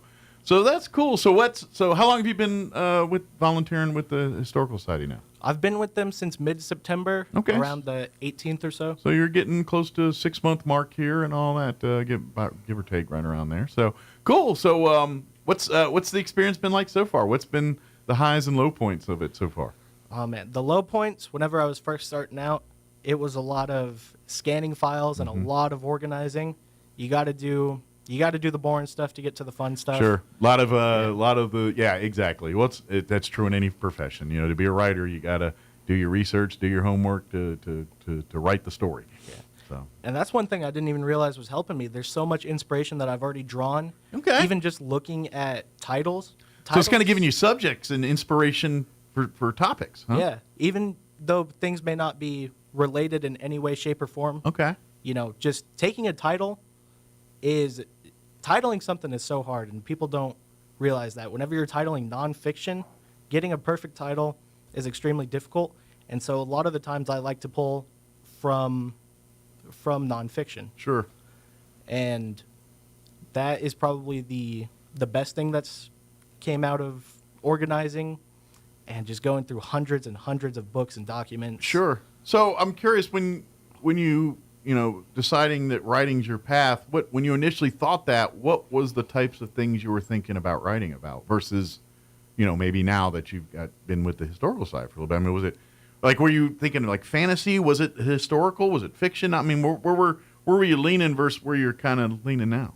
I really wanted to write historical fiction that was allegoric of modern day events. Gotcha. And the more and more I've looked at that, I feel like it's a lot more fun to look into things that have actually happened. Gotcha. And retell them almost exactly how they were meant. Gotcha. I'm very curious because I read. I'm part of the historical side. I kind of like these kinds of things too. I'm very curious. Is growing up for me, one of the books and things that kind of got me really loving history and all that is I don't know if you've heard of an author named Michael Shahara. He's a Pulitzer Prize winning author. He has a son that also has written. He's no longer with us. He passed away. He wrote a book called The Killer Angels. And that book is about the Battle of Gettysburg. The Ted Turner turned it into that movie Gettysburg. I don't know if you ever heard or seen. This was a movie that came out in the 90s. It was like a 4-hour movie with but anyway, but it's Killer. The book is called The Killer Angels, which the movie was presented, and it's basically not changing the history of the Battle of Gettysburg. It's telling that story as it is. But the fictionalized side is it's kind of going into the emotions of the people involved on the battle. So, we know the orders. We know what troop went where and what. But this is kind of talking like, the movie's kind of saying at the, day 2 of the battle, here's the general sitting around talking how they're feeling, And so based on conclusions in history, we can kind of know what they were thinking, but where the fictionalized come in, it's like now you're starting to get into how people felt about the thing, and a lot of it's based on history through other letters and say, well, General Longstreet wrote a lot of letters this way, so I think he acted this way, so we're going to make him act this way in the thing. So does that make sense what I'm talking about? Yes. So I'm kind of thinking, is that kind of like what you're thinking of when you write we're writing what took place, but maybe some of the emotions, some of the what we what they were thinking and what they're said may not be true to history. It may be an interpretation of what we think what they were doing. Yeah, there's only so many times you can write about the specific battles that happened in the Civil War or the Revolutionary War, even World War I and II. Sure. But there's infinite amount of possibilities with writing around the people involved in that, especially the ground troops. Right. I think No Country for Old Men is one of the greatest movies ever made. It is probably within my top 15. Yeah. And I do watch a lot of movies, so that's a good one. That's a pretty pristine placing. Nice. So like today, like have you started writing? Are you doing like short story? Like, because to write a book, you got to write. It's like if you want to be an athlete, you got to run. You know what I mean? So do you do a lot of writing, even if it's not a novel form? Just an essay, a poem, or short story, whatever. Oh, yes. I love doing short story writing. Okay. I don't think I'm at the point where I can approach a full-on novel. Sure. But I write tons of short stories. I've been writing short stories since I was 13. Sure. Before I even... Well, the concepts are the same, because at the end of the day, you're telling a story. And every story has to have certain pieces. And whether it's a short story or the Iliad, it's got to have those elements. And so that's what you learn. And you learn it, through those short stories. And I think as you're learning to develop those things and how to kind of suss it out, that's when it'll be easy to write the novel. When you're taking, all right, I want to take this event, but how do I tell it in, 50 pages versus 250 pages? And so yes. Cool. So I've got to ask, let's talk about your experience today. What's, working in the archives. Like we did the low point. What about the high point? What's been some of the cool things that kind of, I don't know, either blew you away or just like, wow, this is just cool? Is how much history is contained into one building with two very, relatively speaking, small floors. Sure. Right? Like the square footage is massive to some, but in terms of that much history to be fit into such a small space, it's incredible. Well, this is the reason why we have the book sales and things from time to time, because we just can't hold it all. And sometimes we get a lot of the same thing. And so that's why we do these kinds of stuff. So that's pretty cool. So I'm with the cataloging and stuff like that. Was that something, like you said, it was hard, but do you like doing that kind of stuff? Or is it a bit, because some people love like organizing and that's just what makes them feel good. Is that something you kind of like, or is that oil and water to you?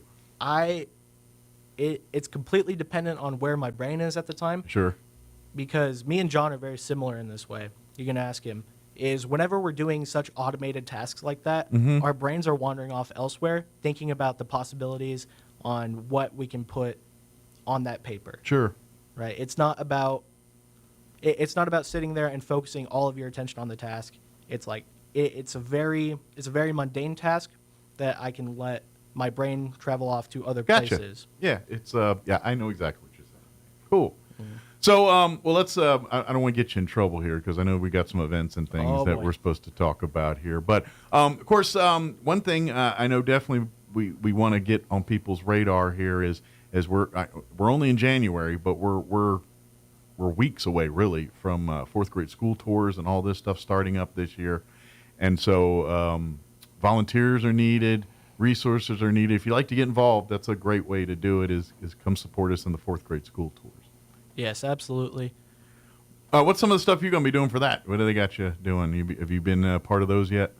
Well, something I want to do, and I'm still trying to convince Amy and John on this, is to let me play piano. That big old piano that we got sitting in the foyer. Yeah.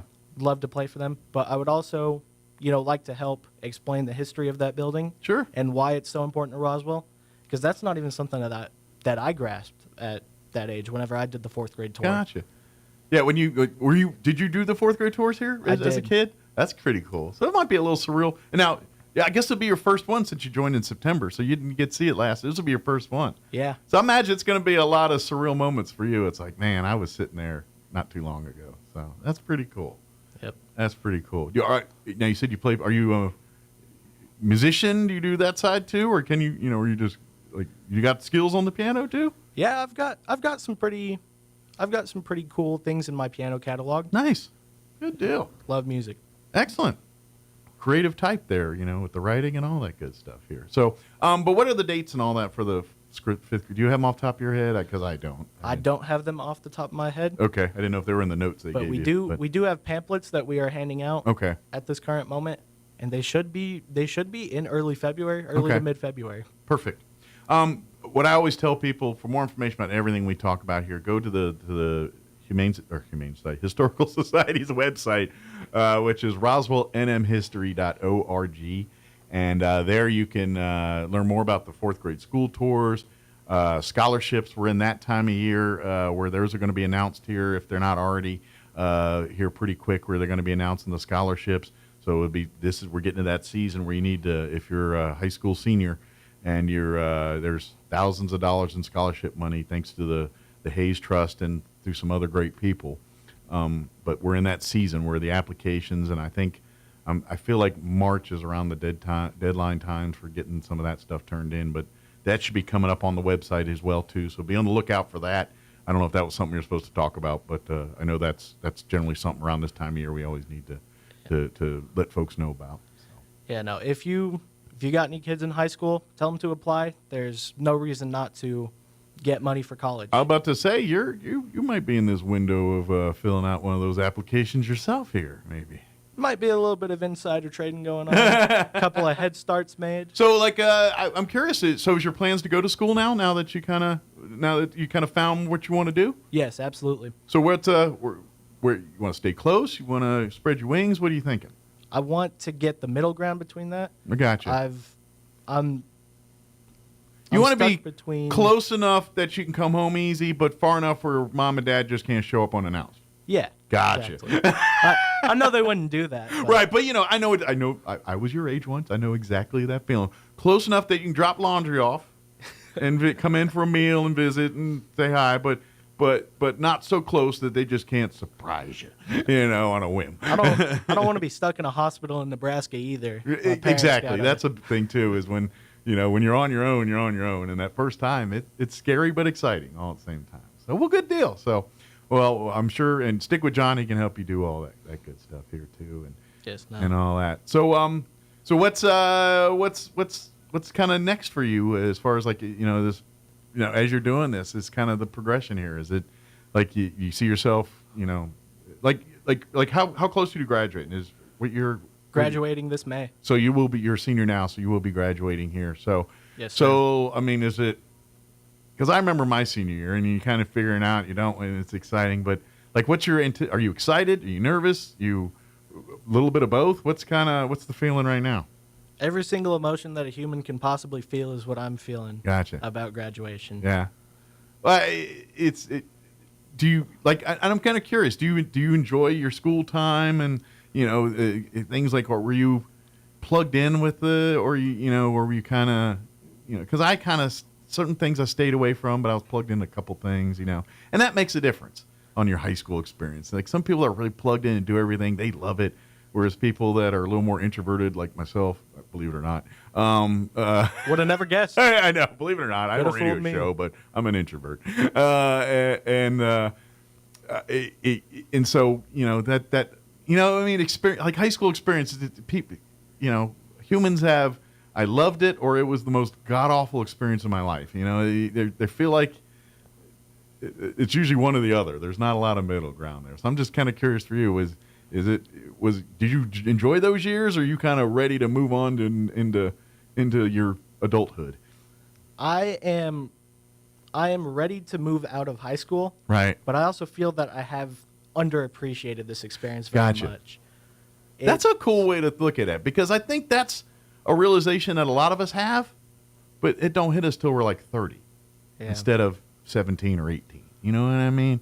That's a very mature way to think of it, because at the time you're like, this I would never, but then later on in life you look and like, to get here I needed to go through that. Yeah, absolutely. And, you know what I mean? And so that's a very wise way of thinking it. That's pretty good. I really do have to thank my parents for instilling that in me. Yeah. Because I might, if they had never taught me that, I might just be the most nihilistic person out there. Sure. But there's no doubting. So I got a curious, just do you have a love of history? Like now that I kind of like, do you like digging in and reading these books and learning about these events and things, or is that something you're coming upon now doing this, or did you always have that bug? I always had that, but not to the extent that, I've had it since I started volunteering. Sure. I'm guessing the subject matter changed a little bit. Yes, the subject matter has like changed as you come a lot. across things in the archive, you're like, that's kind of interesting. I'm very curious, but because and this is the beauty of the archive and the beauty of New Mexico history, these books and everything else. It covers the gamut of everything from, the dates and who begat whom to where and what and all that. But then it's talking about the lore, the culture, the separating what was biblical and religious to what was wise tale and what was, what I mean? Just the various traditions that have come from this state in this area.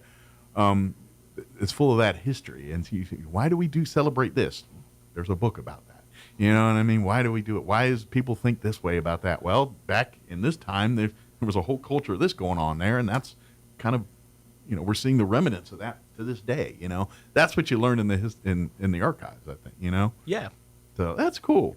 So what we're asking folks, if you want to volunteer, we'd love to have you. We need you for fourth grade school tours, docents. Have you done some docents work and given some tours around the home? No, I have not yet. Okay. I'm not very familiar with the home. Sounds like something they're going to put you on. That fourth grade tour, that might be it's cram time. That's right. But we need, if you love to do that and be in docents. And here's the thing too, I want to remind folks, just because there's not set hours for the museum, it's by appointment. And what I mean, and it's actually a better deal for you at the end of the day, because to have set hours, you got to have steady volunteers, and COVID really killed, and we're still recouping from that loss. We as is many other organizations.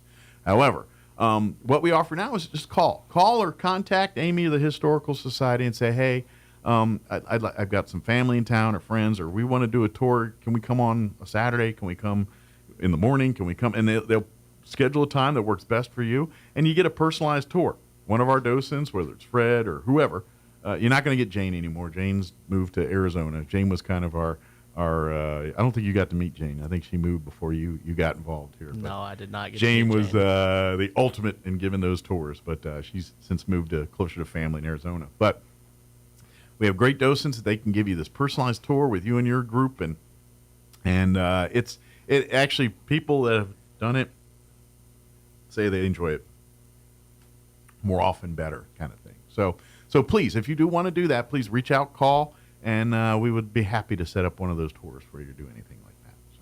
Yes, absolutely. Good deal. And, of course, probably always looking for more volunteers to help you and John out, and Elaine and everybody else down in the archive building there, too. Yeah, we have a few volunteers.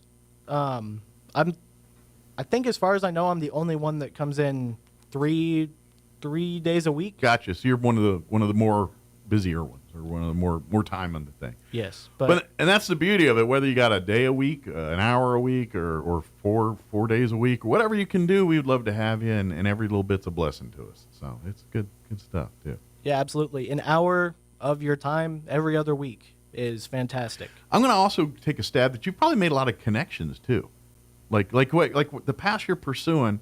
I think there's a lot of people you're meeting now that might, help you or serve you well in your future dreams and passions. The groundworks for those connections to be made have been laid. Yeah. I have not done my due diligence of. But your opportunity's there, and that's what I'm saying. As a volunteer, if you're looking for maybe you're looking to for your stepping stone to your thing, like Josh is here. Volunteering at the historical. Like you said, what got Josh into this from the beginning is absolutely true. If you're looking to beef your college applications up and trying to get some credits and things like that, that's all true too. But if you're at the end of the day, if you're kind of looking for direction a little bit, maybe some folks down there can help you, at least put you on the path to smelling it. So you never know.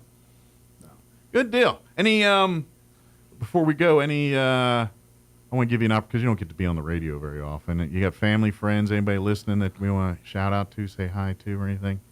Caitlin Hardwick, if you are listening, check your passenger seat. There is 35 pounds of Dove chocolate sitting in there for you. Ooh, good thing it's cold today. Because this is a July in New Mexico. You're going to have 30 pounds of Dove goo in your seat. Bye. Yeah, it's going to be fantastic. Then you can make chocolate milk with it. Nice. I think you got to slip Jacob here one of those candy bars, though. That's the price you pay here. So, good deal. Absolutely. Excellent. Well, thank you for joining us. Appreciate it. And what you got there? The number for the Roswell Historical Society. Yes, smart, because I never remember it. Get your pen and your paper out. 575-622-8333. Very good. And, of course, you can go to roswellnmhistory.org online. Also, don't forget the Historical Society for Southeast Mexico also has a Facebook page. I highly recommend you like and follow that. That's a great way to stay abreast on some of the events and things as we gear up here in the spring with school tours, fourth grade school tours and some of these other events. It's a great way to kind of stay on top of when those are happening, and you can get sign-ups and whatever you want to do for that. So. And, of course, if you're looking to volunteer, reach out. Go through the website or call the Historical Society. You can also email Amy, historydirector@outlook.com. That is her email address. That'll go right to Amy, who is the executive director of the Historical Society. So, good deal. I'll leave you with the last word, Jacob. Anything you want to say? Anything you wanted to do on the radio or say that, family friendly, of course, that you wanted to do or get a chance to or we didn't get a chance to do? I love Roswell. There you go. And the proof's in the pudding. Cool. Well, thank you, Jacob. And I'm glad to see you and welcome. I'm glad it's awesome that you're doing such great stuff at the Historical Society. And I got a funny feeling, you never know. Might be scrolling through the Amazon, and there you know. Jacob Hardwig novel right there up on. You know what? Now I got to ask Jacob. Would you go by Jacob Hardwig as an author, or are you going to go with pen name? I'd probably go with my first and my middle. Jacob Hardwig just doesn't have a whole lot of ring to it, but Jacob Ryan. Yeah, Jacob Ryan definitely Ryan. has a definitely author. Jacob Hardwig. Be honest. If you're pursuing acting, I'd stick with Jacob Hardwig. I feel like that's a good acting name. Yeah. But Jacob Ryan, that screams author. Yeah, that's an author name. Like that's right there with Stephen King, Tom Clancy. Tom Clancy, or the guy who does all the legal ones, whose name just went right out of my head. He did the Firm and all those. What's Grisham? John Grisham. John Grisham. Yeah. I was trying to place it too. Yeah, I just I've read about 20 of his books. Johannes. Yeah. George. John Grisham. That's it. Well, he's getting a little long in the tooth, so he doesn't write as many as he used to. But in the 90s, he was cranking them out hard. Yeah. So. I mean, what he's wrote is fantastic. Yep. Clive Cussler. That's another one I love. Do you ever read his stuff? He's an action adventure guy. He does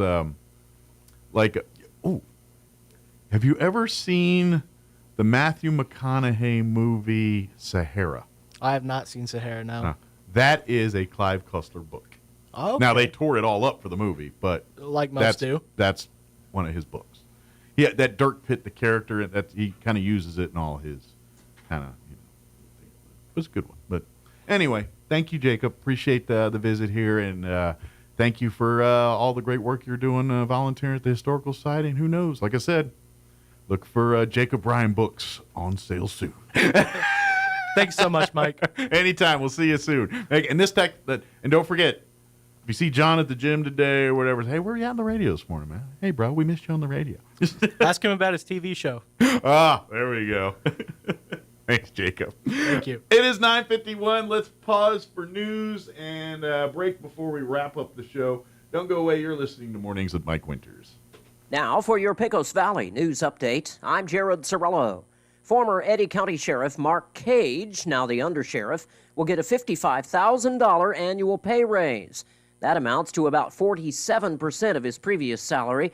The raise was approved by commissioners earlier this week. Cage's salary will go from $114,000 to nearly $169,000 a year. New Sheriff Matt Hutchinson proposed the pay raise. Cage was ineligible to run for sheriff due to term limits. The move means Cage, the undersheriff, will now make more than his boss, the sheriff. Commissioners also approved significant pay raises for the county treasurer and the commissioners themselves. Artesia Mayor John Henry is planning to be absent for a couple of months due to his responsibilities in Santa Fe, representing District 54. Henry was elected as a state representative back in November and did not seek another term as Eddy County Commissioner. He will not be paid as a state lawmaker.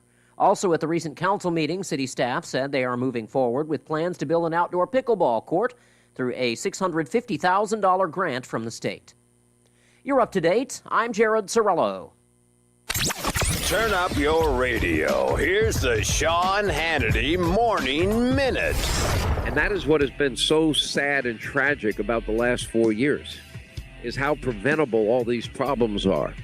You can prevent, you can fund the police and you can prevent crimes from happening. We could have prevented this disaster, this invasion at our border, allowing in unvetted terrorists and criminals and murderers and rapists and cartel members and gang members. We could have prevented all of it. All of that could have been prevented. We could have had, an energy policy that would have made the country rich. We could have also involved ourselves in ways to bring peace to Europe and peace to the Middle East, but we didn't have leaders that knew what to do. It's pretty pathetic. Check out the Sean Hannity radio show later today, right here. It's been used as a store of value for thousands of years. It's known as a safe haven asset in times of uncertainty. It's breaking record after record this year, and many economists are predicting it could skyrocket even higher. Of course, I'm talking about the precious metal, gold. Right now, thousands of Americans are looking to precious metals like gold and silver to diversify their savings. Even central banks around the world are stocking up on gold. Is it time you learn more about what precious metals can do for you? Visit HannityGold.com or call 855-815-GOLD to learn more. Right now, the top-rated precious metals company, Goldco, is offering a free gold and silver kit to arm you with the facts about how gold could potentially help safeguard your retirement. Visit HannityGold.com or call 855-815-GOLD to get your copy of the 2025 gold and silver kit free of charge. Plus, you could receive up to a 10% instant match on bonus silver for qualified accounts. Visit HannityGold.com or call 855-815-GOLD. That's HannityGold.com. It's time for the Chaves County Sports Report. Lest you think it was a fluke the last time the Hagerman boys took on Dexter. That was at the Dexter Invitational when Hagerman won by 20. Hagerman proved it was no fluke, bursting out to a 19-2 lead last night in Dexter at the end of the first quarter. The Bobcats go on to win 56-43 to move to 8-4 on the season. Hagerman will play tonight at home against Tatum. Dexter right back in action tonight at home against Cloudcroft. Meanwhile, it was a boys-girls sweep by Gateway Christian over Floyd. No problem, easy peasy. The boys win 62-19. The girls win 49-15. And congratulations, NMMI Colts girls basketball team. They got their first victory, 50-26 over Hondo last night. The Colts are now 1-4. The Sports Report brought to you by DSI. Call DSI for all your office technology needs. I'm Eric Butler at Roswell's Talk FM 106.5. With the Wall Street Business Report, I'm Rich Thomason. The stock market is on track to close the week with solid gains on healthy quarterly earnings reports from large U.S. corporations. Ford is recalling more than 270,000 Broncos and Mavericks due to a power problem that can cause the vehicles to stop unexpectedly or fail to start. American Express shares slid more than 2%, even though the credit card company beat Wall Street's profit forecasts on record revenue and raised its dividend. Telecom giant Verizon also exceeded analyst fourth quarter sales and profit projections, but its shares were stagnant before the markets opened. Boeing shares dipped a little more than 1% pre-market after the airplane manufacturer said it would post a much wider loss than Wall Street expected. Boeing says it incurred nearly $3 billion worth of charges in the fourth quarter. For the Wall Street Business Report, I'm Rich Thomason. Psalm 139 can be one of the most comforting or one of the most disturbing psalms in the Bible. David seems to be speaking to God throughout. Verse 1 says, "You've searched me, O Lord, you know me." Verse 7 says, "Where can I go from your spirit, and where can I flee from your presence?" If you're searching for God or looking for His guidance, then this psalm gives us the assurance that He's there for us. However, if you're running from God or trying to hide from Him, these words should give you reason to rethink your attempt to get away. Over the next few weeks, we'll be studying the life of the prophet Jonah. He doesn't like what God has called him to do, so he tries to run from God's call. Whether you realize it or not, God is always with you, calling you to be His, to follow His word, to listen to Him. Do you feel if something is missing in your life? Maybe it is God calling you to Him. Be comforted in the knowledge that He loves you and that He is there to lead you where you need to go. Join us at the Country Club Road Church of Christ for worship at 10 a.m. on Sunday, located on the corner of Country Club and Washington in Roswell. How do you find a roofing contractor you can trust? You can randomly pick one, cross your fingers and hope for the best, or maybe you can ask a psychic to predict who's trustworthy. Here's a better idea. Choose one who prefers using America's most trusted roofing brand, Owens Corning. And rest easy, because Owens Corning screens their contractors for reliability, professionalism, and customer service. Why take any chances? Owens Corning, trusted contractors, proven products. For an Owens Corning preferred contractor, visit owenscorning.com/roofing. For a free estimate, give Do Right Roofing a call today, 575-623-2273. Find them fast in names and numbers. What made Roswell Hyundai the #1 used car dealership in southeastern New Mexico for 2023? Great selection, great savings, and great people.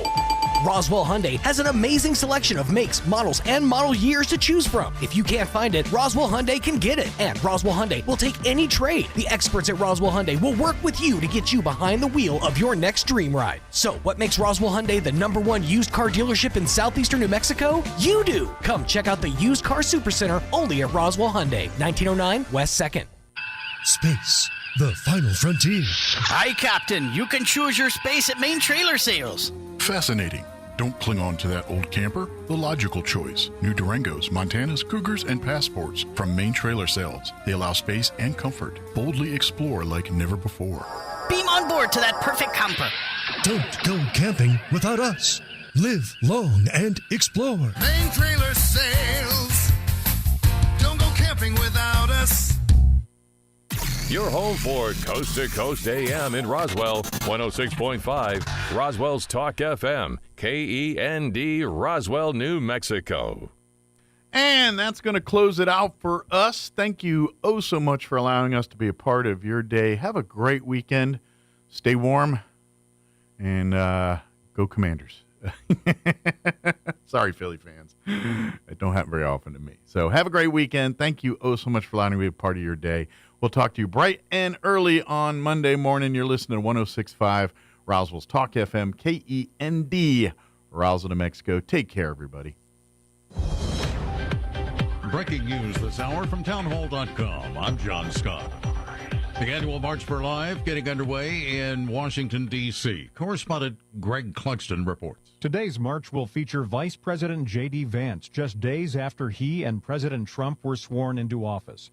Pro-life leaders will address this year's theme, Life, Why We March. Organizer Jeannie Mancini says the national event will serve as a reminder of the basic truth that every life has inherent human dignity from the start. After a noon rally on the Washington Mall, participants will march to the Capitol Building and Supreme Court. Greg Clugston, the White House. President Donald Trump is in hurricane-battered North Carolina. And then